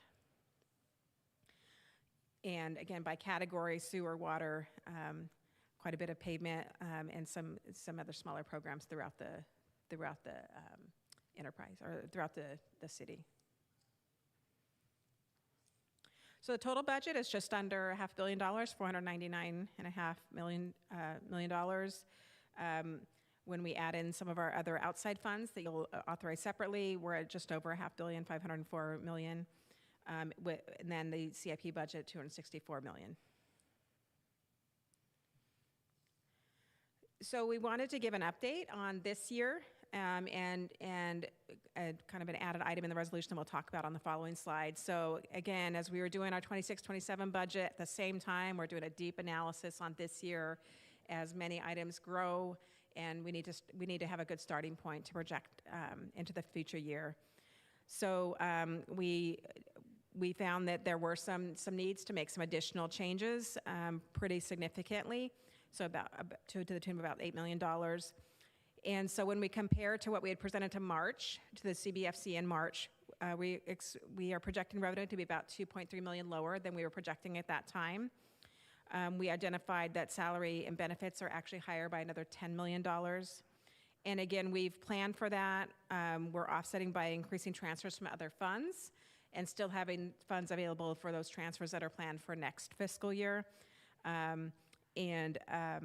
So we do plan, we will have this in balance, but there are still some areas of risk, especially in those revenue areas: property tax, sales tax, real property transfer tax.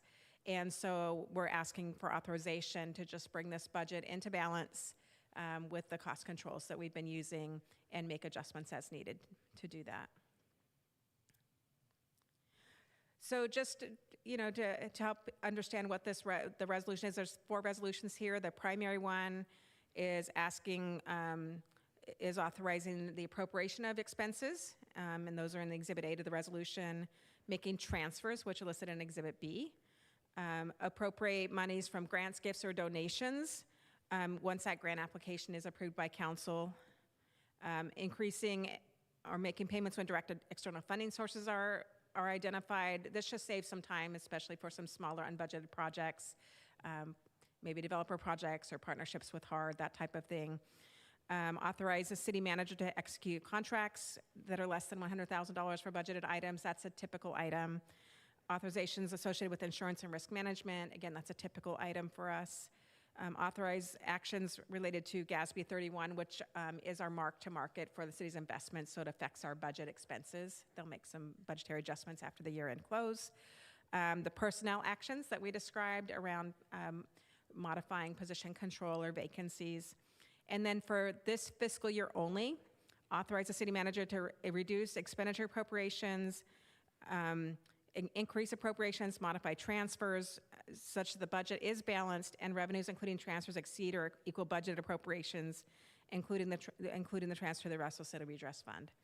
So just wanted to make sure that those resolutions were well understood. And then your separate resolutions as your separate governing bodies, as a governing board of this assessor agency, the Housing Agency Board of Directors, and then also to approve the capital improvement program and then appropriate funds for 26-27. Beyond those resolutions, we're working on a number of future steps. So again, you'll hear later this evening, the business license tax modernization ballot measure. We'll be notifying streaming providers of their requirement to pay utility users tax. That should be already started or coming up in the next few days. Working through opportunities with data centers and revenues associated with that. Still researching other revenue opportunities, big and small, and any other structural cost savings we can identify. In terms of reporting, we plan on a budget year-end report for 25-26. That will become a normal, just most important this year because the numbers have changed a lot throughout the year. I neglected to add that around December we've talked about an update, after, for example, after the elections to see how things are going. Ongoing monthly reporting, and these are all available to the public through the Council Budget Finance Committee and posted on the city's website. We'll be looking at cash and fund balances for all funds, probably through the Council Budget and Finance Committee. We'll be looking at longer-term planning for Measure C and revisiting the budget and financial policies that we've started with Council Budget and Finance Committee. So we're asking Council to conduct a public hearing and then adopt those proposed resolutions. And I think that's it. I'm here to take your questions. Thank you. Comments. Okay. I will first start up here on the dais. This is a public hearing, and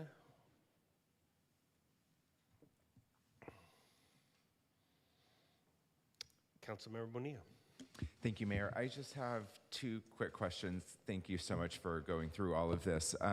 What is the GASB 31? And then can you also, I think you kind of said something about the redress fund. Can you kind of go back to that and just maybe share a little bit more about how that's being authorized tonight too? Sure. GASB 31 is basically one of our accounting transactions that takes place after the year-end closes. And they also call it kind of a mark-to-market. So, for example, we have a number of investments, and what will happen is, while there's no really cash changing hands, we'll reflect either a revenue if our investments are above what we purchased them for, or a decrease if they're below that purchase price. So because that adjusts revenue and expenses, we seek council authorization so that there's clarity about what's happening in that changed item. And GASB is the Government Accounting Standards Board, which provides kind of guidelines for how government should report their operations in their financial statements. So is it mainly like an administrative step that's associated with sort of this budget proceeding? Yeah, it's every year. It's something that's there every year. And again, a reason I added that slide was just to help people understand what those pieces are, so it's not just buried as number 10 in the resolution. So it's a standard annual thing that takes place, but because it affects the expenses, it could cause us to go over. Again, in this year, we've asked for that authorization, but in next year, we have not asked for that authorization. So it gives us that authorization specific to that item, to that GASB 31 pronouncement. Got it, thank you. The Russell City item was adopted a few months ago, the agreement with our partners for the Russell City Redress Fund, and included in the updates of the 2025-26 budget, we had included funding for that, but we just wanted to be sure that there was some clarity for the public around that. Got it, so does this authorize the, I guess, dispensement of those funds now? It was previously included, but we just felt for transparency that the public might want to have that addressed in a resolution. Got it, thank you. Councilmember Roach. Thank you. I don't know why I have like a frog in my throat tonight. So I wanted to ask about a couple things. Where are we now on the dispensary income? Because there's two that are currently approved, and what is our projections now, given that there's so much uncertainty about both of them? So those have trended down. We have reduced the projection for the current dispensary. I think it was down a couple $100,000. We have not made any projections towards the new dispensary, as our understanding is that project is delayed. Okay. And we understand there's a proposal to prepay, but we wouldn't actually recognize that revenue until it's due to the city. So even if that had taken place, there wouldn't be a change in the budget. Okay, so you've already accounted for that in this projection now, given the uncertainty. Okay, great. And then I think you already said it, but I want to make sure we do sort of like an actuals check-in, November, December, that time frame. You're right, we'll know about the election, but just also to know that, just given in the last few months, we had what was it, a $10 million swing in our compensation because there was an unforeseen, I think it was, I don't know, special assignment pays or whatever it is. So I want to make sure that any surprises are pretty clear to us before the end of the year. Yes, that is absolutely the plan. So Okay. they will go both through council budget finance. If they're larger than that, then we'll bring them here as well. Okay, and then the last thing is, obviously we got into trouble because we had some bad past practices. I'm so thrilled about our new team that is uncovering them and marching forward in a different way. But I just wanted to ask about a few of them to make sure that we've really taken care of it. And the first one is unbudgeted overtime. Like, is that sort of a practice going forward? I know we've done that now for these next 2 cycles, but is that now a sort of guaranteed baked-in process that we will be really careful about tracking our actuals versus our budget item for overtime? Yes, and in the monthly Council Budget Finance Committee report that is also emailed out to each of you, we do see overtime. We've seen it come down, I think, almost to about a quarter. It's a huge, huge change. Thank you to the chiefs for all their work on that overtime. So when we budgeted this year for overtime, we worked very closely with them. They made projections. There could still be some minor swings in overtime if there's extra vacancies that weren't planned for. People have to work shifts. Mutual aid calls, typically those are reimbursed. But we do, our chiefs, who are the primary source of overtime, do expect to stay within those budgeted numbers. Yeah, great, because my problem was never the actual overtime. It seems like that is the way of things, especially when it comes to public safety, but other departments as well. You don't know what's going to happen, and overtime is a necessity. It was the unbudgeted overtime that was the big mistake, and I just want to make sure that that's the part that. Yeah, the numbers were really unrealistic. Yes. Okay. Thank you. And then the other thing was, it seemed like that we probably had overinflated sales tax revenue, and I just want to be assured that I think we are now taking a more sort of middle of the road to slightly conservative on the sales tax revenue. I know, like, for example, the swing of the BART car revenue, like being there one day and then not being there the next fiscal cycle. So just what is your new philosophy as our new finance director on projections of sales tax revenue? So for this year, and I think next year as well, we did use a more optimistic projection from the consultant. The consultant gives us a pessimistic, most likely, and an optimistic. They're not off by a lot. I think our bigger concerns were in, for example, the real property transfer tax. There were a lot of smaller revenue items, such as in our fees and charges, where there were large numbers budgeted, but the actuals didn't even come close. We really took a look line by line through our revenues to thin those down.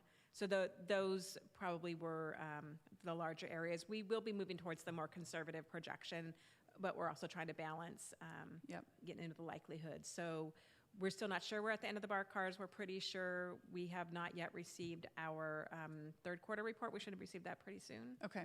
And which will be the end of March.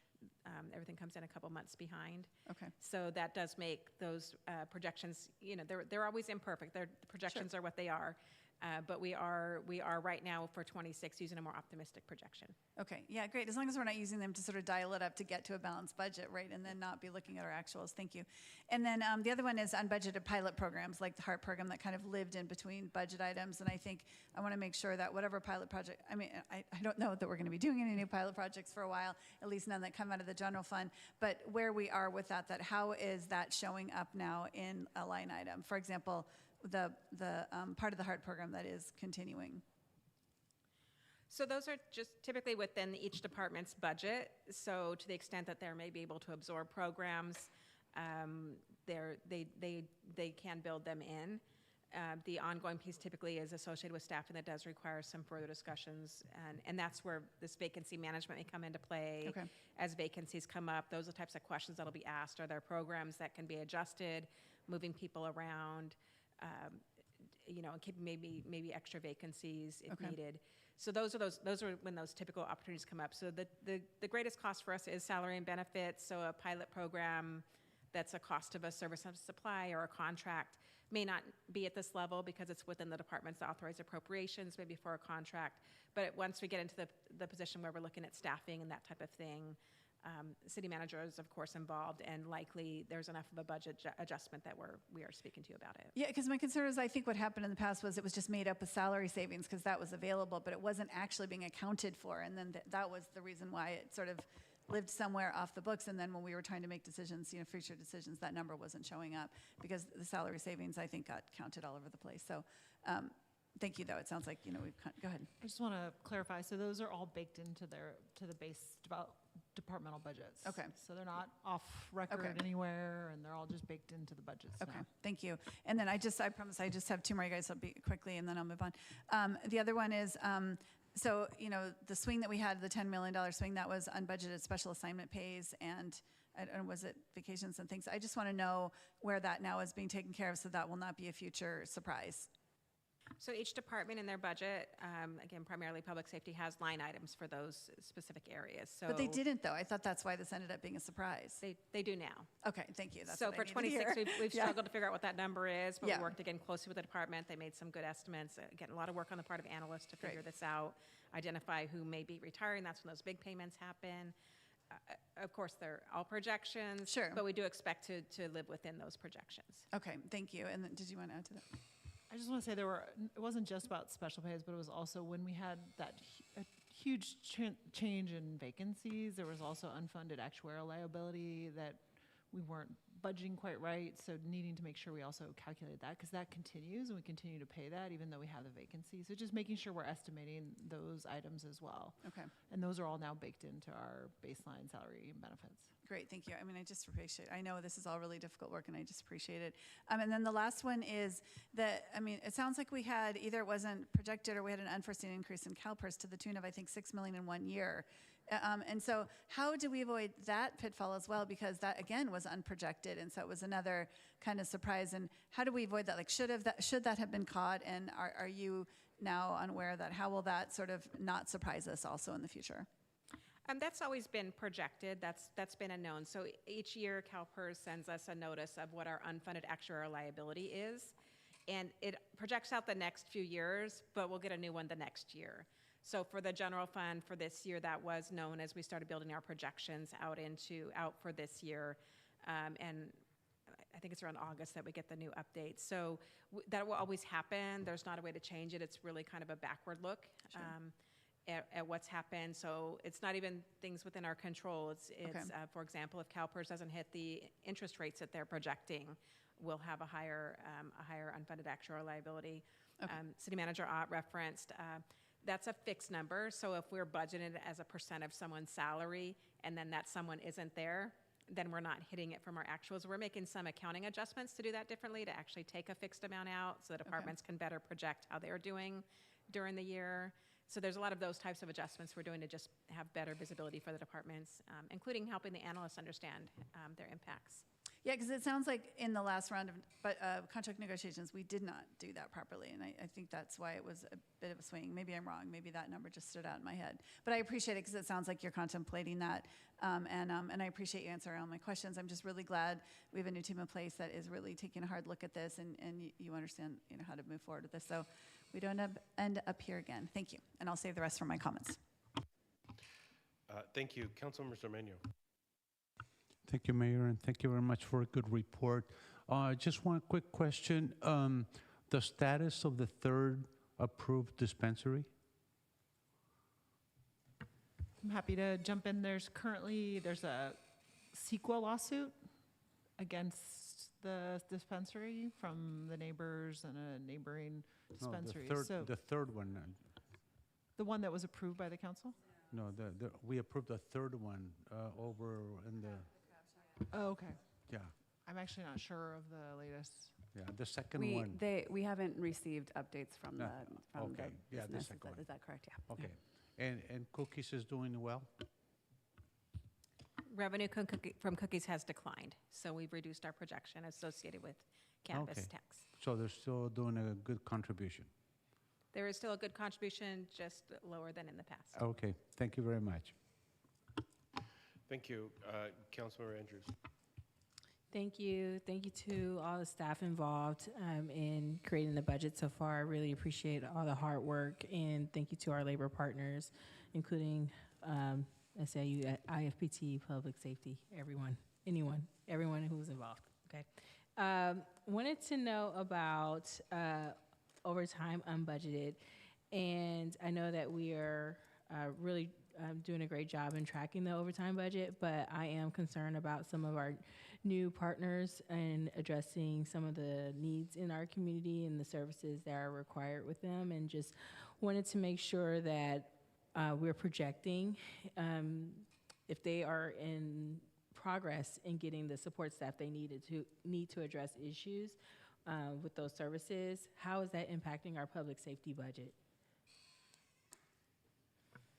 Are you speaking about Regis Village in particular? I am, but they don't have to be the only ones. But I'm really concerned about us really looking at overtime as a concern when we're having the services in our community that may require public safety services and overtime, and we do need to budget effectively for it. Where does that funding come from if they're not appropriately staffed and they're impacting our public safety? Yeah, I'll go ahead and make sure, and the fire chief can correct me if I get this wrong, but one of the ways that we see this occur, like the Regis Village, where you're having a spike in some of the calls for service, is actually an issue with response time more than anything, or at least redundancy and kind of pushing capacity, where you're having so many calls for service, especially in District 1, and so that you're seeing firefighters getting tied up on some of those calls and then not being able to go to other calls as quickly. So I'll leave it to the fire chief, but my understanding is that it's not necessarily impacting overtime, it's just impacting kind of the risk and our capacity, so that if there are redundant calls and calls occurring at the same time, then we're getting stretched and with a potential to increase response time. Is that, I didn't get it quite right, so.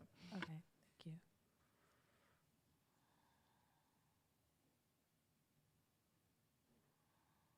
Yeah, that's accurate. We don't have a direct correlation with increase in overtime.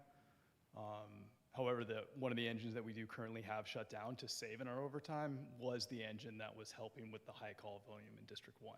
Okay. So it is a trade-off. Support from our state or county supervisors should help us if we wanted to get that engine back to support the services they put in that District 1. We should be asking them specifically for that engine in order to support the... Yeah, we put that engine in place because of the increasing call volume that we are seeing in District 1, and one of the side effects of reducing overtime and reducing that engine staffing is longer call time delays in District 1, which exceeds the volume of the single engine we have there right now. Okay, so we'll be talking to our county supervisors and our state representatives and the governor's office on trying to get our engine back to reduce the impacts to our residents because of this new facility in District 1? There's a number of different approaches. One is there's a federal grant that we're looking at potentially trying to offset some of the cost of that engine cost. So we're looking at that carefully. Also, with regard to specifically a high call volume user like Regis Village, at least right now, there's a couple things we can either try to increase some of the payments to pay for some of our public safety services, or try to get funding to reduce those call volumes so there's less of an impact. So right now we're actually taking that approach of saying, can you provide additional services? Can you provide additional ways so that we actually see less of an impact on police and fire services? If that doesn't work, and at the same time, we could still be trying to look for funding to offset some of those impacts. Okay, all right, thank you. And then are we budgeting conservatively for streaming services? Kind of similar to cannabis, a lot of folks are changing their habits given the economy, and just want to make sure that we're not relying too much on streaming services for our revenues. For this budget, 26-27, we did not budget the streaming services. We wanted to see a little bit of how it performed. Okay. That said, it'll also get offset a little bit by, again, that behavior change of cutting the cord. Okay. So we did see a significant drop in projected revenue for utility users tax, mostly associated with use of cable. And so we did not increase to address streaming. Okay, great. Thank you. And then Another question I have is just a general rubric. Do we have a rubric of understanding the impacts to our budget if we start a new project or program? And is there some kind of questionnaire or something we can create to say, is this cost saving, is this neutral, or is this going to be an impact to the budget? Is it going to increase staff? Do we have something that we're regularly checking? Because right now we're all, tightening our belts right now, but we can get excited again if whatever's in the news or whatever we're excited about, and we want to implement something. How are we going to be just be more conservative moving forward on that? Yeah, that's something, any department head that brings a new program or project, it's the first thing that I ask them about is how that's going to be funded, what kind of impact and whether or not that funding's sustainable. And then those, the finance director participates in those conversations as well. And then every staff report have financial impact analyses where we disclose those impacts. There may be some good reason that the council decides to adopt a one-time program with one-time funding. I don't know at this point how we would recommend that, but if we did, we would disclose that, and we would do that transparently so that you could make that decision or not. But those, I can assure you that every project and program that we talk about now, those are the first questions that we're asking. Okay, thank you. I would also, the programs we're looking at now are more either revenue-based or creating savings on another side. So that's our focus right now, is looking at programs where we can create opportunities for revenue or reducing expenses somewhere else. Okay, yes. And just another note, or that we know that we can terminate a contract, or so that if, to the extent we think we have a sustainable source and we don't, that we have the flexibility to terminate that program or phase it out, so that you have more flexibility contractually to manage your budget. Okay, great, thanks. Thank you. I don't see any more council questions. So I will chime in with a couple of questions. I know, and either one of you two can answer it. If not, the chief of police can answer this. I know that there is, when it comes to managing vacancies, there's a sort of a different sort of model of managing vacancies in the police department, particularly when there's ongoing, recruitment and and folks that are in the academy. Can you give us sort of an explanation on what that looks like? And sort of, it's been explained to us before, but I just want, for the sake of the public, what does managing vacancies look like in the police department today? Sure, in general, and the chief can kind of assist me if he needs to, but in general, hiring, for example, a trainee, there's about a 6-month lead time. So we're in a constant motion of hiring. We work closely with them to help them understand where those savings may come up. So, for example, if there's a retirement, we've now budgeted for the cost of that person retiring, that leave separation. That was typically a huge cost. And so then that salary savings is really available to go towards a trainee or two. Trainees are much less expensive than, for example, a retiring officer who's got a number of years of service. So they're watching, they may see, for example, they might, if they got all the trainees that they were hoping to get, they might look a little over budget at the middle of the year, and then they would just slow that down to be able to close out within their budget. And they are providing us with incredible regular reports right now to watch towards their end of year spending. So we expect that to continue into next year when they have even better information to start with. So, okay, thank you for that. Let me ask it again, and this could be a different question, but so I want to be clear. I understand what you said, but I also want to be clear about, are there cuts or will there be reductions in the police force in this budget? There's no reductions in actual staff at this time. The positions that were removed are currently vacant. So they basically left themselves without kind of room to hire, but there's no new added vacancies. Okay. So we had a point in time where we looked at what was vacant, and those positions were unbudgeted and moved into a list of positions to manage in terms of vacancies. and there's constant recruitment, and and there's also officers in the academy that will, when there are vacancies, they're plugged right back in there. Why don't we have the police chief Oh, come and okay. talk a little bit about Yeah. how we manage it? It's our most complex department in terms of hiring. So. And the reason why I'm asking the question is primarily, and I'll give you sort of the general sort of mood, and maybe you can adjust your response to this. The general mood is that the police department is reducing police officers, or they're reducing police officers through the process of restricting overtime or managing overtime. So I just want to be, what I'm trying to do is I want to be precise and clear to the community as to how we are operating, police officers, how we're continuing recruitment and putting officers in the academy, and then while simultaneously managing overtime. All right, that's a lot. I'll try to address all of that, and if I leave something out, re-ask it, please. So to the city manager's point, it is very complex. We are working with a fixed number of positions that are available to stay filled and to be filled if they become vacant going into the fiscal year. You saw a slide in the presentation about positions that are being held vacant. It was 80-something, and I think 40 and some change are from the police department. So there is an impact. In addition to that, we constantly deal with about 30-ish positions in the department that at any given time are unavailable from a deployment standpoint, right? So these are people who are off on injury, in training, off on FMLA, various leaves, et cetera. So we are constantly in a state of taking that information literally daily and readjusting how we deploy people using what we know is coming from a staffing perspective and data. When it comes to hiring, yes, we are continuing to hire specifically for police officer positions and dispatch positions because there are shortages there.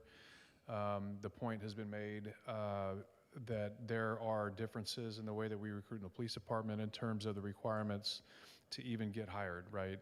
You're talking about from time of application to time of job offer. Could it be anywhere from, depending on the complexity of the background and all the things that we have to do, 4 to 6 months. Upon data hire, there's a 6-month police academy and then a field training program that takes you out to about a year. So if we are in a position where we are only bringing on a person once a vacancy is created, the number of people who are not serviceable, that gap is going to grow. And I think, I know that the city manager and the finance team are committed to making sure, to the point that the finance director made, is that we are, in essence, kind of bringing people into the organization early to start that process to reduce that gap. It literally requires weekly management of where we are from an actual standpoint, with payroll, with overtime.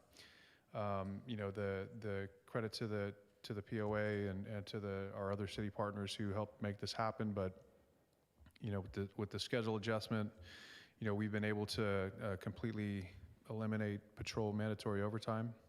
Operational overtime happens, and that's not going to change, but we've seen significant reductions there. Those guardrails are going to remain. And then again, we know what our number is going into the fiscal year. We have the flexibility to manage within that to make sure that, A, we're staying within budget, and B, we're meeting the needs of the community. So there could be opportunities for overtime on a case-by-case basis, depending on need and available budget. But that's going to be literally the daily work as we work through this fiscal year. And I hope that covered everything you asked me about. Okay. And Yes, it did. I think it. And Mayor, because at the underline, I think your comments are about the level of service and being able to provide service, a high level of service. And I just want to commend the police department, because we have over the last year seen a over double-digit reduction in crime. And then especially given, of course, the work of the team and the officers, but also the use of technology. And we'll also be proposing at the next council meeting some additional technology that we think will help maintain that high level of service that the HPD is already providing. Absolutely. Yes, absolutely. Okay, appreciate that. Mayor Pro Tem Syrup. Thank you. Just a brief question. During the CIP budget presentation last time, there was a brief conversation about making sure that software and equipment items will be moved out of the CIP budget into the appropriate departments just to have better transparency and tracking. I was wondering if you might be able to help time box that so it's not just a wish that happens at some point, but more so a goal we can set for ourselves. Yes, we have collectively decided next budget, Okay. fiscal year 28. Great. I love a definitive answer. This budget, as you heard from Director Hilbrands, was there was a lot going on. We were trying to balance two course. budgets at the same time, so making kind of fundamental changes to Yeah. that, we just didn't want to do at this stage. But fiscal year 28, we're going to make those changes. Great. Thank you for the definitive answer, and I'll save my praise for my comments. Thank you. And the Public Works Director, I think in the municipal government lexicon, that means yes. Perfect. Okay, I will close this portion and go on to public comment. We do have one public commenter, and it's Zoom user.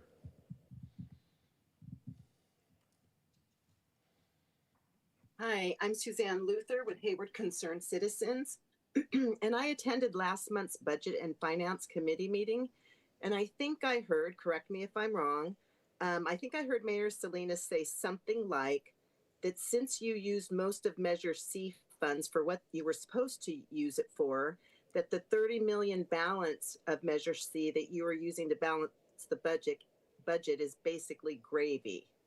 And he didn't use those exact terms. But I feel that you shouldn't think of those funds so willy-nilly. Your citizens voted for this, and you should bake that out of the money and plan to honestly and diligently repay that money, because it would go a long ways to help build the safety building, which I call Hayward Police Department building. It would help bring that to fruition, since that has been pushed back over the years. And I really think that you guys should put that money where your voters wanted you to put your money. That money. Thank you. Thank you. I don't see any other public comment. I will close public comment. Oh, hold on a second. I think I see. I will open public comment to TJ. Hi, thank you. This is TJ with Hayward Concerned Citizens, and listening to this budget discussion tonight gives me some renewed heartburn and frustration. And as a resident, this is what I see that I want to share. I feel like with consultants, you mentioned not that long ago about cutting them back, but it seems like every other item for discussion mentions a consultant. And then you're covering ideas like the loop that you can't even afford right now, rather than just focusing on the matter at hand. Your conference room renovation for your acoustics at City Hall, that's one great example. Your priorities seem still skewed to me. And you're building more bike lanes when you have residents on social media complaining about response times being diminished because of, your cuts and complaining about that. And then street vendors that have no code enforcement, still that problem. You took away Kirby and Moby. You made a library worker cry. Those things stand out in my mind, the very human, costs of all that has happened in the last several months. You took our Measure C funds, as my colleague mentioned, to help balance your budget, but you're still, doing this restitution for an injustice to Russell City residents that Hayward bears no direct responsibility for. And Mayor Salinas, you say during the pandemic, you responded to what residents asked for, but you focus on the demands of small groups rather than the majority and what they need. And then I also have a dream of a city that doesn't place the burden of getting out of its debts on the backs of its taxpayers. We all have to learn to live within our means. And I just hope going forward that you remember that. Thank you. Thank you. So I will now close public comment, and I will go to Mayor Pro Tem Syrup. Thank you, Mayor. I'm happy to move the item. I'll just do that now. if you're okay with that. And I just wanted to express my gratitude for the work that's gone into putting together this budget, especially to your team. Small but mighty. I didn't have a lot of questions because I brought most of them up during the Budget and Finance Committee meeting. I want to acknowledge my colleagues, Mayor Salinas and Councilmember Bonilla, for serving on that committee with me. I think we've done a lot of work over the past year to make sure that it's serving its purpose and function for the city, and I just really appreciate finance staff helping us make that a reality where we're tracking budgets to actuals on a regular basis, as well as my colleagues up here who really pushed for a higher level of standards and quality in that committee. So just wanted to express that gratitude. And then, our labor partners, we would not be in a position right now where we were able to adopt a balanced budget had our labor partners not come to the table and negotiated concessions with us. So this was really a team effort. And I also just want to thank our executive team, many of whom are here tonight. We had to go on we just experienced a crash course in public finance that nobody wishes to go through or experience, but I think we've come out stronger for it. I think as a city, we're more fiscally disciplined. I think we have a better handle on our budget and how we leverage our budget to deliver high quality services while staying within our means. And this budget is a first step in a long journey. We are in the process of stabilizing, but we still have more to do. We're not out of the woods yet.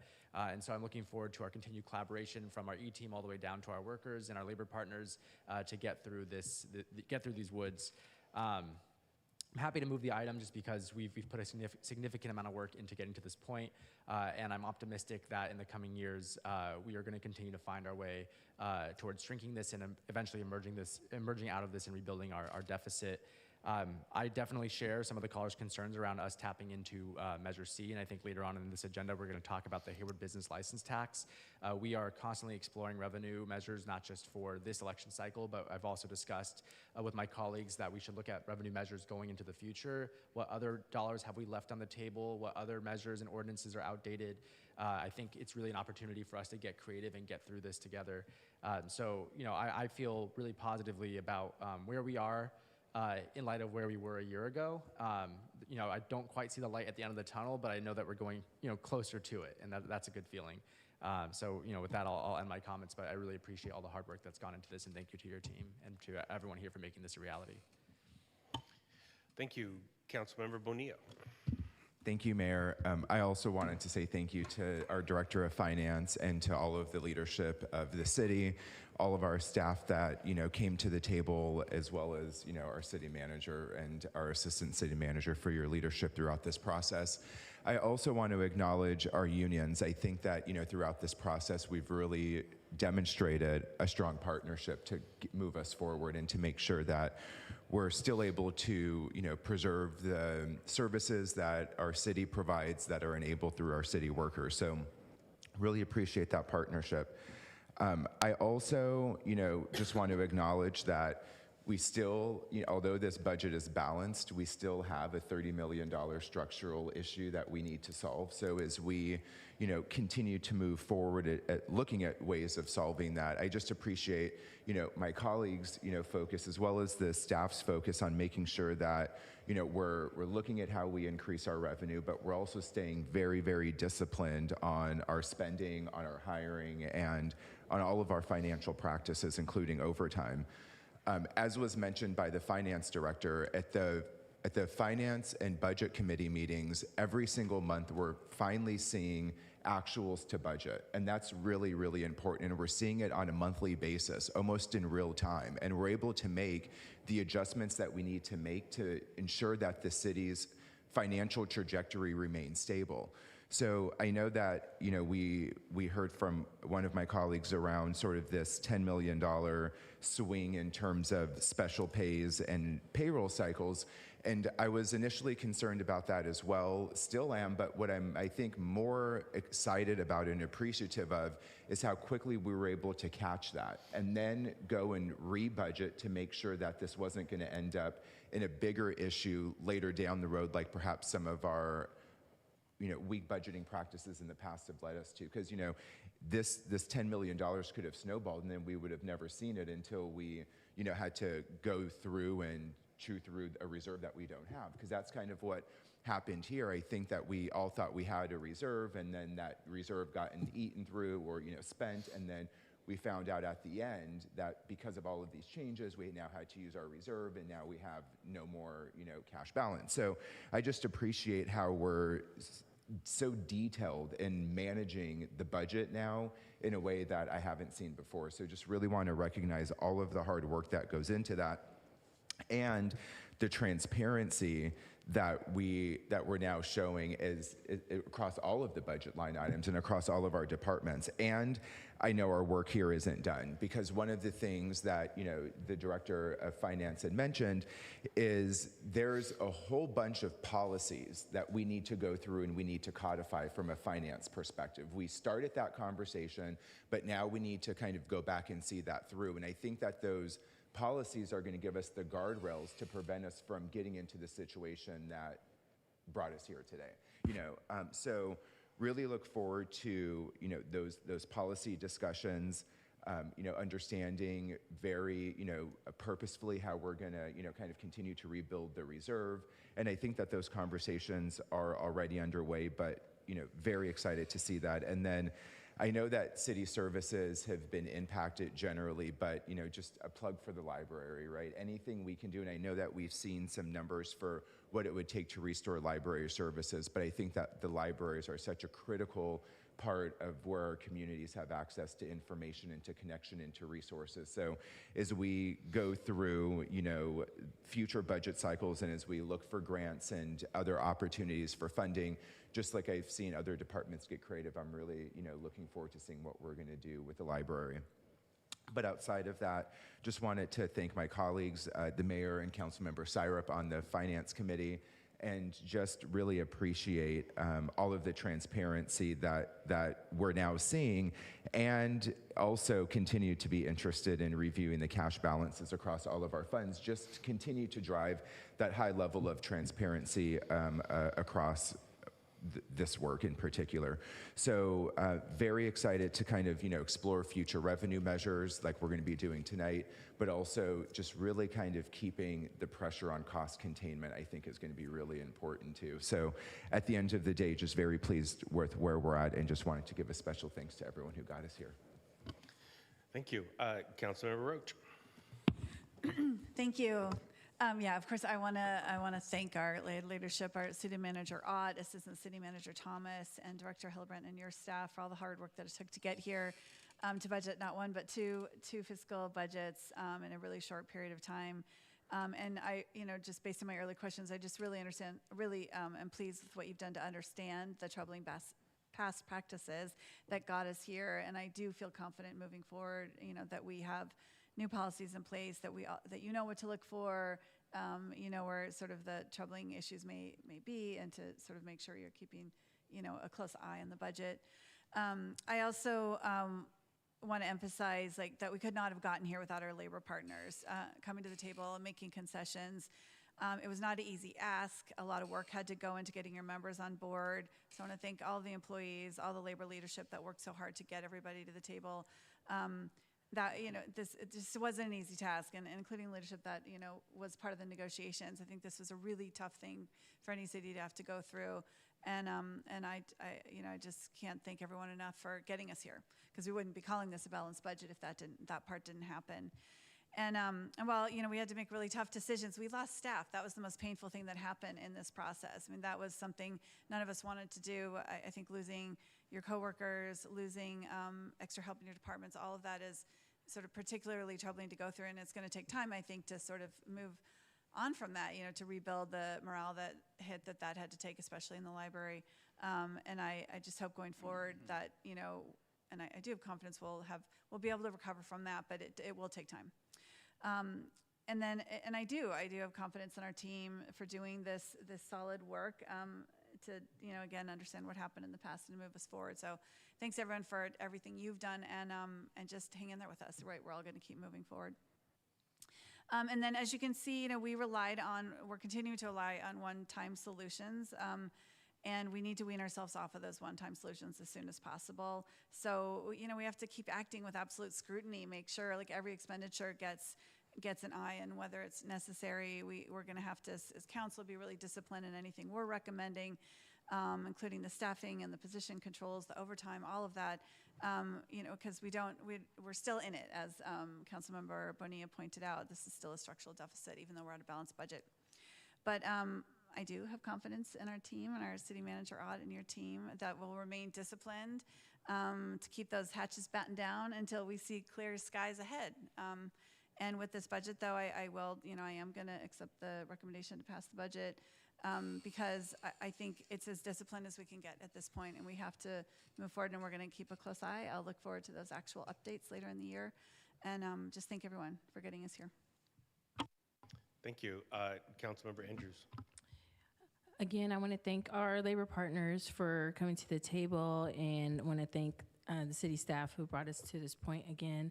I just want to read to the public Measure C, just because I'm hearing a lot of things, so I just want to read for everyone. So from what I'm reading, to restore and maintain Hayward City services and facilities, including fire, fighting, emergency medical services, improve police protection for neighborhoods, replacing the aging library with a 21st century facility, including safe space for after-school homework and tutoring, repairing potholes in streets, updating aging neighborhood fire stations and other city services.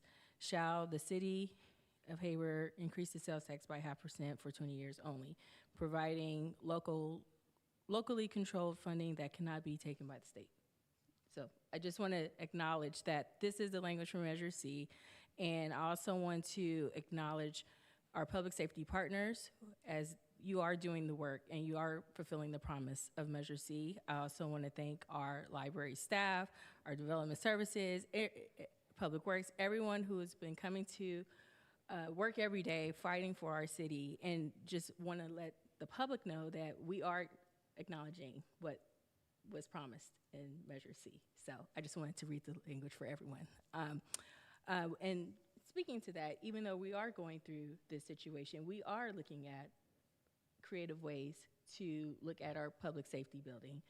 If you go back and look at our previous infrastructure committee meetings, we are diligently looking at conceptual plans, ways to pay for a building. And I think even if we were to look at all of the budget years that we have had to set aside money for a public safety building, it would still be very difficult to do with the amount of money of revenue that we have and the expenditures we have. It would be very, very difficult for us to do at one point of time. So just letting you know, we do have a plan, it's coming, and you are more than welcome to participate in any of those public safety meetings or infrastructure meetings and contribute that way.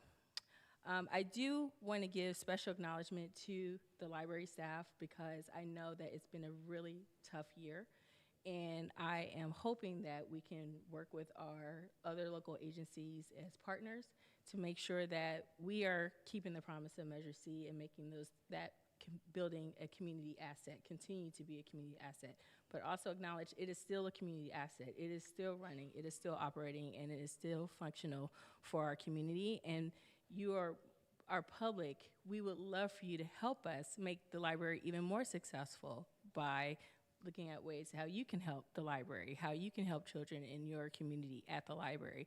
There are opportunities for you to also participate in making sure the library is successful. So I just wanted to say that. But again, I look forward to the policies that we're putting in place to make sure we are moving positively and efficiently moving forward. And I want to thank the Budget and Finance Committee. I think you all know that this is a very important committee. You all know what to look for now. Budget to actuals on a monthly basis. I would love to see that come to the full council on a quarterly basis, if that's possible, just to make sure we are all part of the Budget and Finance Committee. And that's all. Thank you. Thank you. Councilmember Zermeño. Mayor, thank you. I certainly agree with my colleagues on all of their statements, etc. So I'm only going to be thanking our family, Hayward family, especially our employees, because if it were not for them, we certainly would not be able to provide the services that our residents need. So I thank every one of our employees. My heartfelt thanks, and we still have some work to do, so let's keep working on it. Thank you. Good report. Thank you.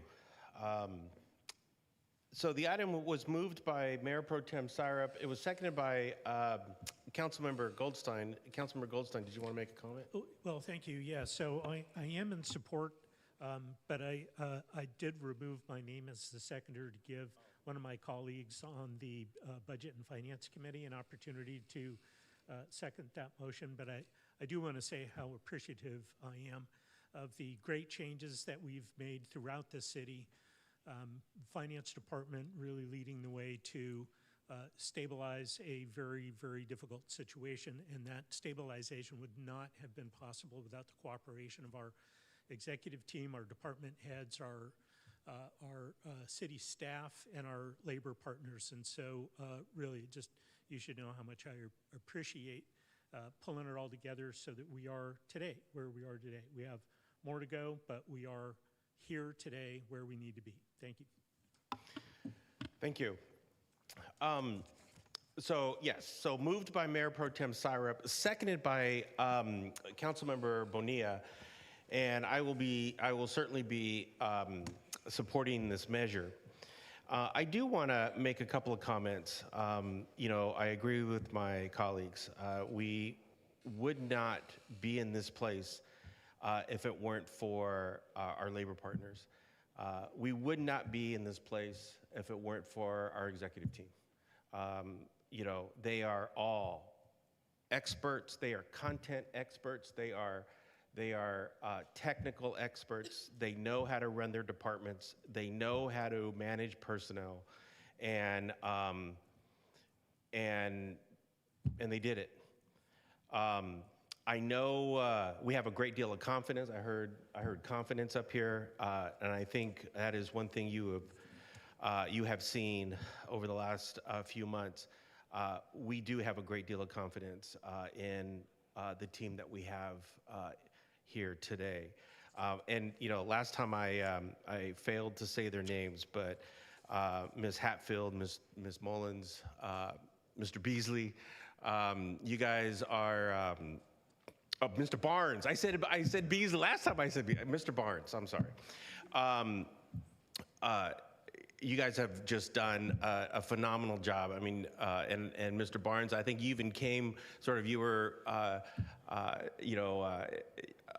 you came to the revenue department, or actually this position sort of recently. And so I wanted to, you have certainly carried your weight. So I appreciate that. I think the theme that we have been working towards, or the vision that we have been working towards, and I'm sure all of our labor groups are listening right now. The drumbeat we are pounding up here is structural and ongoing. Structural and ongoing. And that is going to be something that we will be talking about in the coming months and in the coming years. I did want to comment on what Councilmember Andrews just presented, and I appreciate you reading the text of Measure C, because I want to be clear about the intent of Measure C. It was a promise. It was. I knocked on a lot of doors and made that promise on doorsteps in this city. And so I know what it is, and I know what it feels like to stand at a doorstep and make a promise to thousands of people, not just to a couple, but to thousands of voters. And so I know the accountability that comes with making a promise to over 80,000 voters in the city of Hayward. And I think today, if you look at the promises that we've made and the promises that we've delivered, let me just mention some. And this is a topic for good or for ill, I'm just saying, but in the last, over the last several years, 80% of our budget was committed to public safety. 80%. So did we live up to a promise that I made on those doorsteps? Yes. That promise was made, and it was delivered. And we have seen crime go down in double digits. in some of the key areas that we measure for quality of life. The bread and butter of quality of life issues, crime goes down. So I want to be very clear about that. Our roads, let's talk about roads. We went from a PCI from 68 to 78. 78. There's only 2 other cities in Alameda County that has better roads than us. Danville and Emeryville. Right? 2 other cities. We rank at the top of the county when it comes to road quality. We built a library, promise delivered. We built a park, promise delivered.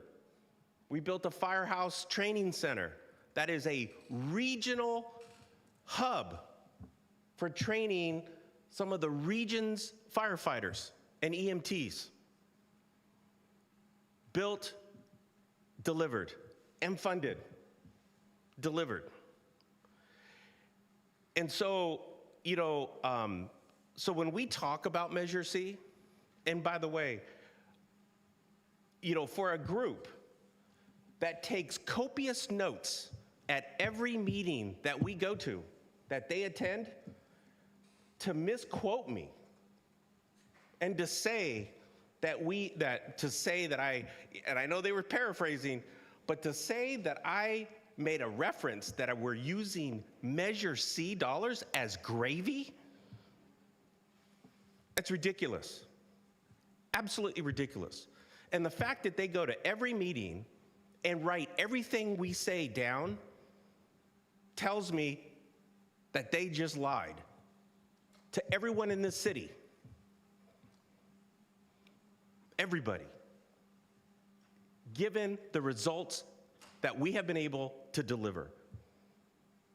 And so to sit there and to listen in and call in and say that to us is absolutely offensive and insulting. This council, I've said it before and I will say it again, this council has been the most transparent, and I've been up here with several councils. We have been the most transparent when it comes to this process. The most. And so, I typically do not respond to public comment, particularly callers who call in on Zoom. I typically don't comment. But to misquote me and to suggest a comment that I made in a Budget and Finance Committee is absolutely horrendous. And they should retract that. With that said, I will close my comments and I will end on a positive note. Ms. Hillbrantz, thank you very much for all of the work you've done. I wanted to thank my colleagues, Councilmember Bonilla and Councilmember Syrup, Mayor Pro Tem Syrup. This council has done a phenomenal job in getting this budget back on track. This council has done an outstanding job to make sure that this city's future, not only do we make promises, but we deliver everything we do and everything we say. With that, Madam City Clerk, you can take the roll.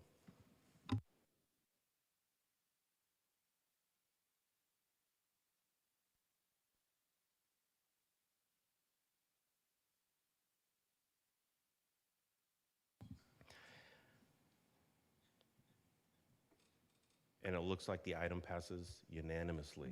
Congratulations, everybody. And Mayor, do you mind if I just say one thing? I just want to thank you and the council for your leadership as well. And this has been, I know I've only been here for the last 5 months and it's been a hard road, and I know you've been living that longer, but thank you to all of you, and thank you. I know you've already said it, but if you don't mind, if I could just echo some of what you've already said, but to thank Director Hillbrantz, her team, all of the executive team, Assistant City Manager Thomas. This has been a huge team effort. I mean, weekly, almost daily calls and meetings, and to our labor partners who came to the table. So thank you, everybody, as well. Thank you for those comments. Okay, we move on to item number 21, which is the PH 26-026. This is the GAN limit adoption. Adopt a resolution establishing a GAN appropriations limit for fiscal year 2026 and 27. And this report is going to come to us by way of our finance director, Director Hilbrandt. I'm going to forgo staff report on this, and I will come straight to council questions. And I don't have any council questions, so I will go to public comment. I do not have any public comment cards, and I do not see anybody online, so I will close public comments. Madam City Clerk, or I need a motion in a second.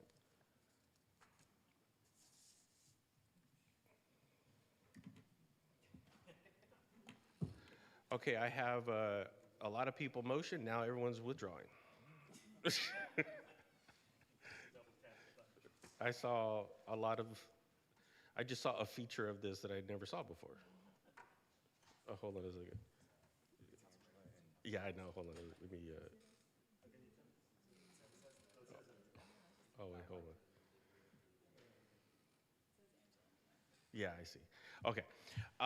Moved by Councilmember Andrews, seconded by Councilmember Goldstein.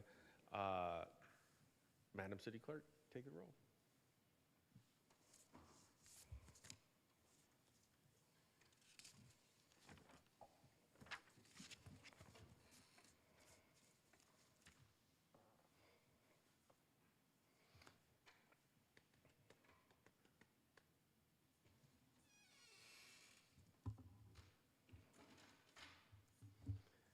And the item passes unanimously. Thank you. Okay, moving on to item number 22, LB 26-011, Hayward Business License Tax, adoption of resolutions. 1, establishing November 3rd, 2026 as the date for an election on a proposed ballot measure seeking voter approval of an ordinance to modernize the City of Hayward Business License Tax. 2, requesting the Alameda County Board of Supervisors to consolidate said election with the state general election. And 3, establishing the policy for ballot arguments for the ballot measure, and finding that the actions are exempt from environmental review. And this report will come to us by way of our city manager,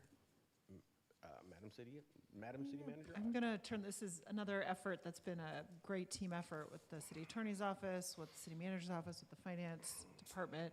But we are going to have management analyst Perez, who's online, go ahead and give this presentation. She's been working on this and project managing this.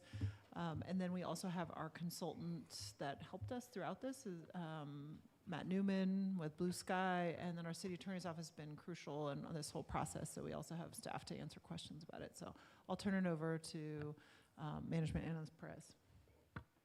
Good evening, Mayor and Council. Can you hear me? Yep. Okay, great. So tonight we're back with the updated business license tax modernization framework for your consideration and action. We've made some great progress since our last work session, and we're excited to walk you through where we've landed. Next slide, please. As you can see here, the timeline graphic is going to walk you through how we got here, starting in January 2026, when Council first directed staff to explore BLT modernization and compare with neighboring jurisdictions. And since then, we've held multiple work sessions, we've conducted public opinion polling, we've engaged the business community, and we brought back additional regional comparisons and labor input as requested. And so tonight, we're going to be presenting that updated framework, and we're going to be recommending approval for council consideration. Next slide, please. The proposal that we're going to be presenting to you today modernizes a tax structure that hasn't been changed since 1978. That's nearly 50 years ago. It introduces a progressive gross receipts framework, meaning that businesses with higher gross receipts pay a higher rate. And it's projected to generate approximately $16 million in annual revenue, with roughly $12.3 million over what we currently generate. And so based on some feedback from our labor partners, We did add a new gross receipts bracket for those businesses that generate over $50 million in revenue. And we did make some changes to rates to data centers, landlords, and some other rates in higher tax brackets. So you met him before at our last work session in April, but I will introduce him again. We have Matt Newman from Blue Sky Consulting, and he's going to be walking you through the next slides. Go ahead, Matt. Good evening, everybody. As soon as the next slide comes up, I'm happy to tell you about it. There it is. So this is a slide which shows the rates for the different sectors of the Hayward economy. It's similar to the structure that you all have seen a few times before. The main difference between what's shown here and what you looked at last time is this additional bracket for businesses with over 50 million in gross receipts.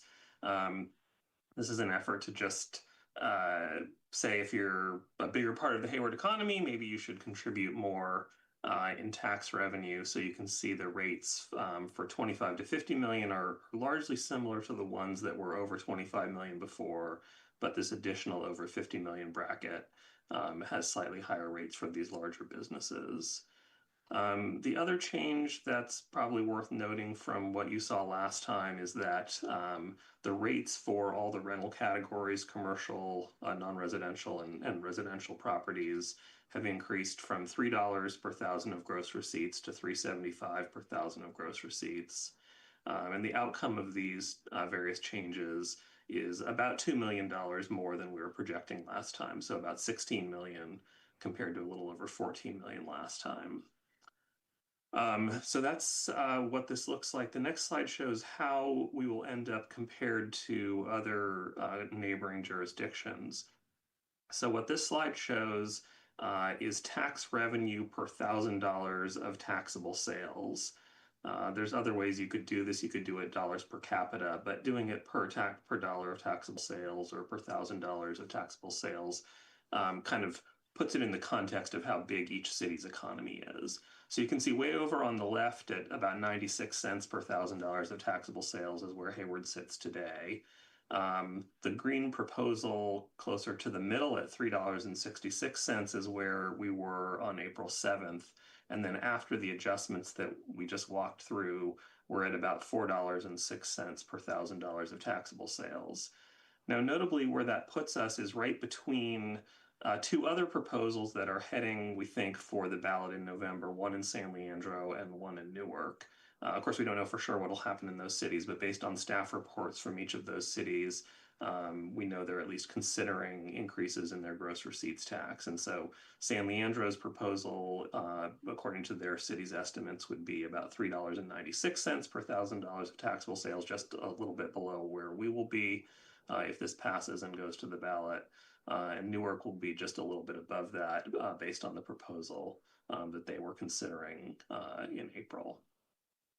Happy to answer questions about this at the end or now, but that's all I have. Thank you, Matt. Next slide. Perfect. Thank you. That slide. So this slide shows the exact language that Hayward voters will see on the November ballot should you approve today's resolutions. We made a few changes from our last work session to reflect the new tax rates and estimated revenue. Next slide, please. So if council approves tonight, this is a timeline of next steps. So we move immediately into our public education work that will take place through September, and we'll be using digital and direct mail communication and educational content on our webpage. And then included in this timeline are also some legal deadlines, as well as the November 3rd, 2026 election date. And so if this measure passes, we're going to be returning to council in December for a budget work session to discuss the anticipated revenues. Next slide, please. So tonight, staff is recommending adoption of the resolutions before you, which includes establishing November 3rd as the election date, requesting that the Alameda County Board of Supervisors consolidate with the general election. We also request that you approve the ballot question and propose ordinance. And lastly, establishing the policy for filing ballot arguments and identifying and authorizing the council members to do so.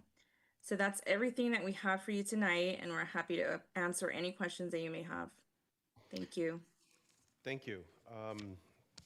Let me come to council, see if there's any questions. Hold on a second. Let me,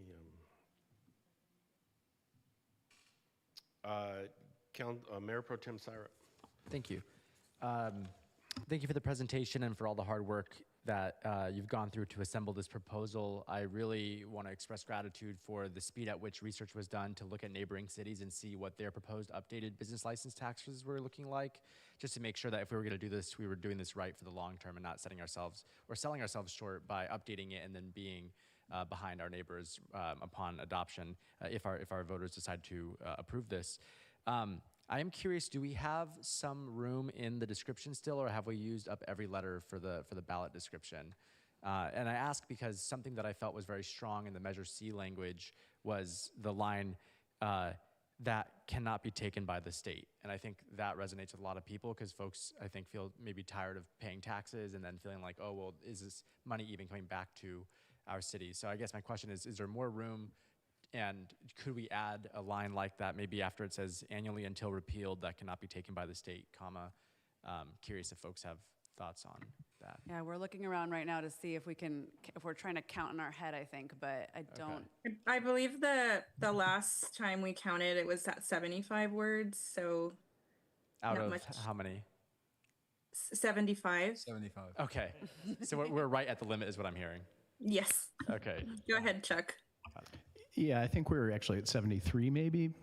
Okay. Might be 2 words there, but we've kind of parsed it down as best we can, and we think that, we'd have to take something out if we added those. Yeah, 1, 2, 3, 4, 5, 6. Yeah, it's a lot of words. Okay, well, thank you for clarifying. For those that are tuning in and listening, I want folks to understand that cannot be taken by the state. It's a big part of this and why we're doing it. Last time we had a conversation about the business license tax, our partners at the chamber had asked around about the idea of a phased approach, and I have my feelings about why that may or may not work, but I was wondering if staff can maybe explain why we're deciding to go about updating the business license tax versus trying to take a phased approach. When you say phased approach, you mean having it kind of phase in over time? Yes, because that was just a question that was brought up before, right? I mean, I'll start, and then Director Hildebrandt, because her department manages, can jump into. But I think one of the issues is kind of consistency and changing that. I mean, we have businesses that become accustomed to what that is and build it into their business models, and so changing it over time and having that not be predictable, even if we try to communicate that clearly with businesses, just we don't think is a best practice. I don't know if you have anything else you want to add. Yeah, I think that's the key issue. There will be a lot of communication outreach after this passes to help them understand the new model as it is, probably some resubmittals. So to do it again every year for whatever number of years, I think would also be difficult for those businesses. Understood. And then, I think there's also the deficit consideration as well. If we are phasing in, we're reducing the revenue we're bringing in, which means that we have to rely more on short-term solutions like Measure C and difficult conversations with labor partners. And so we're really trying to generate as much revenue as possible. Am I under the correct assumption? Absolutely. Okay, great. I think other than that, those are my questions. I'll save my comments for after public comment. Thank you. Thank you. Councilmember Roach. Thank you. Yeah, I think you actually answered my question, but should this get passed, should it be implemented? Just so there are no surprises, we will plan on doing some sort of education campaign about when it will be implemented, should it pass, and what they can expect.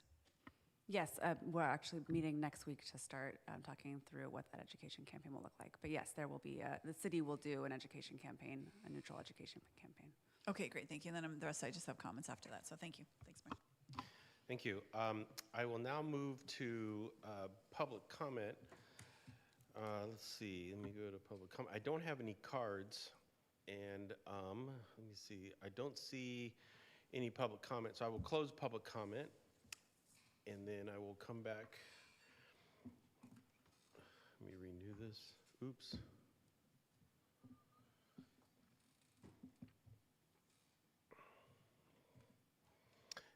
Mayor Pro Tem Syrup. Thank you. I'll be brief. It's nice to be at this point, and similar to our conversation around the budget, this was also a massive collaborative effort.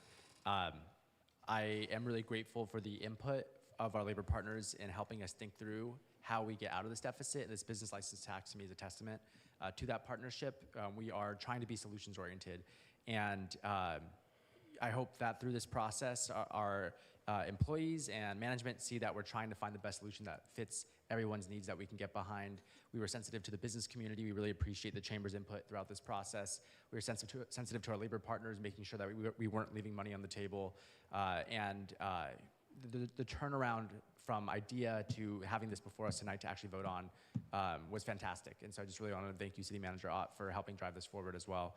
I'm happy to be supporting this item tonight. I've moved a bunch of items already, so I'll defer to one of my colleagues, but I will be supporting the item.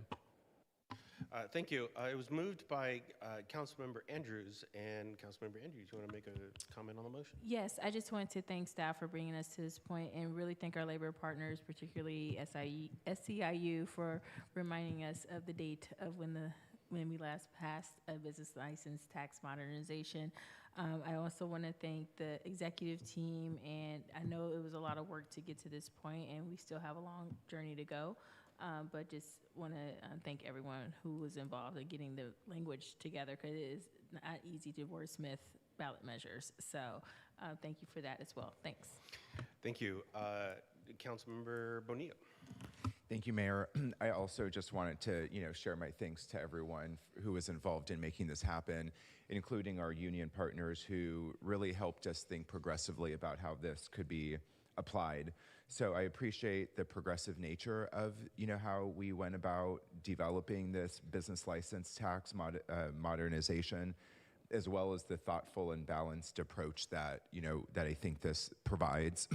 Want to also just acknowledge our business community and thank them for their contributions to the city as well, because I know that this is money that's going to be well spent in making sure that our businesses have a thriving environment that they could be successful in. So excited that we got here so quickly, and really pleased to see how we're taking structural and ongoing approaches to making sure that we're able to deal with our budget. And like Councilmember Roche said, really moving away from these one-time fixes or Band-Aids and really looking at these more sustainable solutions. And I also appreciate Councilmember Syrup, by him driving us to keep our eye on the ball for other opportunities to modernize the way that we collect money and tax and do other things across the city. So very pleased to be here, and thanks so much for everyone's help getting us here today. Thank you. Councilmember Goldstein. Yeah, thank you. This happened very, very quickly, but also very transparently. We did get a lot of input from our community. There were plenty of discussions. It, in fact, probably would not have risen to a level of visibility so quickly if we had not had the input from our SEIU partners. So our labor partners were key here in identifying a revenue opportunity. It also would not have happened so quickly without support from the Chamber of Commerce and our business community, and also the diligence of our finance staff and our executive leadership and City Manager Ott in driving this to completion. So I am in favor, and I have seconded the motion. Thank you. Councilmember Roach. Thank you. Yes, I also want to thank everyone. I think it's a good night for that. I want to thank our leadership team, of course, for working with us, working with the consultant to get us a balanced look at updating this tax, and to our labor partners who were a big driving force in encouraging us to look at the tax to begin with. And so I think there was a lot that sort of came together in a good way that got us here. I also want to thank the chamber, or the CEO. Lucy's still here tonight, so thanks for sticking with us through this business tax. I can't imagine the business community was exactly eager about this tax, but I think it's really amazing that we got to this place tonight. There are very few public comments, and I think that's because it is a balanced approach. I think it's not too heavy of a burden for most businesses, and I think there's sort of a simple understanding that a tax that hasn't been updated since 1978 was worth looking at. And I think to sort of move this way, hopefully get on the ballot by November, and we'll see what happens. We'll see what the voters do at that point. I also want to appreciate the language from thank you, City Attorney Lawson, the ballot question language I think is really good. It's really detailed, I think a little more detailed in the numbers than maybe some of our past ballot measures. And I think that's going to be really important to be really transparent with the community about what we are asking of businesses. So I was really pleased with the updated ballot language. So thank you for that. Yeah, and I'm ready to move forward with the recommendation. Let's move towards November and put this before the voters. So thank you, everyone. Thank you. Just a technical, Councilmember Zermenio. Thank you. The idea of staying close to our neighboring cities is a great one, and I think that's going to help us out. So I thank everybody who worked on this, tremendous, and let's pass it. Thank you. Thank you. The technical question, do we need to define the person who's going to be the affirmative? Okay, so I will nominate Councilmember Bonilla to be the author of the affirmative. How's that? Is that okay? Is that okay? Yes. Good. Yes. Good. All right, great. Well, thank you. And then, okay, so we did that. Is there anything else that we need to, besides voting, is there any other mechanical thing that we need to take care of here? That's it? Just a point? Okay. Okay, excellent. Moved by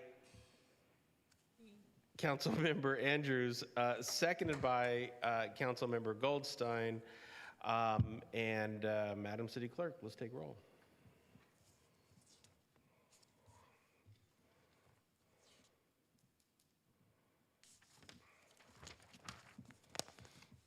And the item passes unanimously. So thank you very much. And again, thank you to all of our partners. And I concur with all of the comments that have been said. So thank you. Moving on to council reports and announcements. Council reports and announcements. Councilmember Andrews. I want to give a thank you to Assistant City Manager Mary Thomas and Community Services Manager Zach Ibadi. Did I get his title right? Okay. Thank you both for assisting with just all the things that are happening in our community, whether it's proclamations, flag raisings, events, late proclamations on the weekends. I really, really appreciate your hard work, especially with the proclamation for the Russell City tree that you all were able to deliver. And thank you, Councilmember Roach and Supervisor Marquez and the mayor for getting that done. There was a willow tree that was impacted by a private entity. And we are looking at how we can, make amends for that. So thank you so much for doing that proclamation. I know that was a lot of last minute work. And then also I want to make sure everyone knows that Juneteenth will be happening at Mount Eden campus. There's going to be a lot of cool things happening. We're having a 5K run. We're giving bikes to Hayward High students, 100 bikes. We are giving away 150 meals. We are having Tony, The Legacy Continues, Kamaya, and American Idol.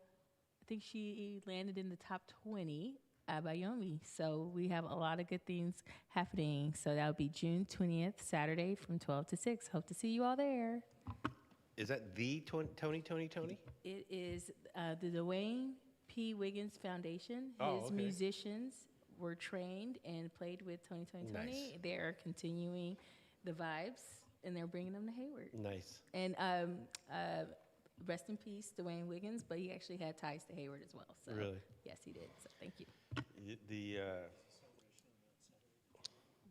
And then, of course, I want to make an announcement for next Wednesday? Thursday. Flag raising June 11th. June 11th, flag raising ceremony in front of City Hall at the flagpoles. 12 noon. 12 noon. What did I say? 12 noon. Okay. Downtown street party, June 18th. Is that right? Oh, June. Yeah. Okay. So, for all 5 people watching, June 18th, downtown street party, 5 to 8 p.m. See you there. Okay. Excellent. All right. There are no council referrals, and so, ladies and gentlemen, meeting adjourned to June 16th, 2025.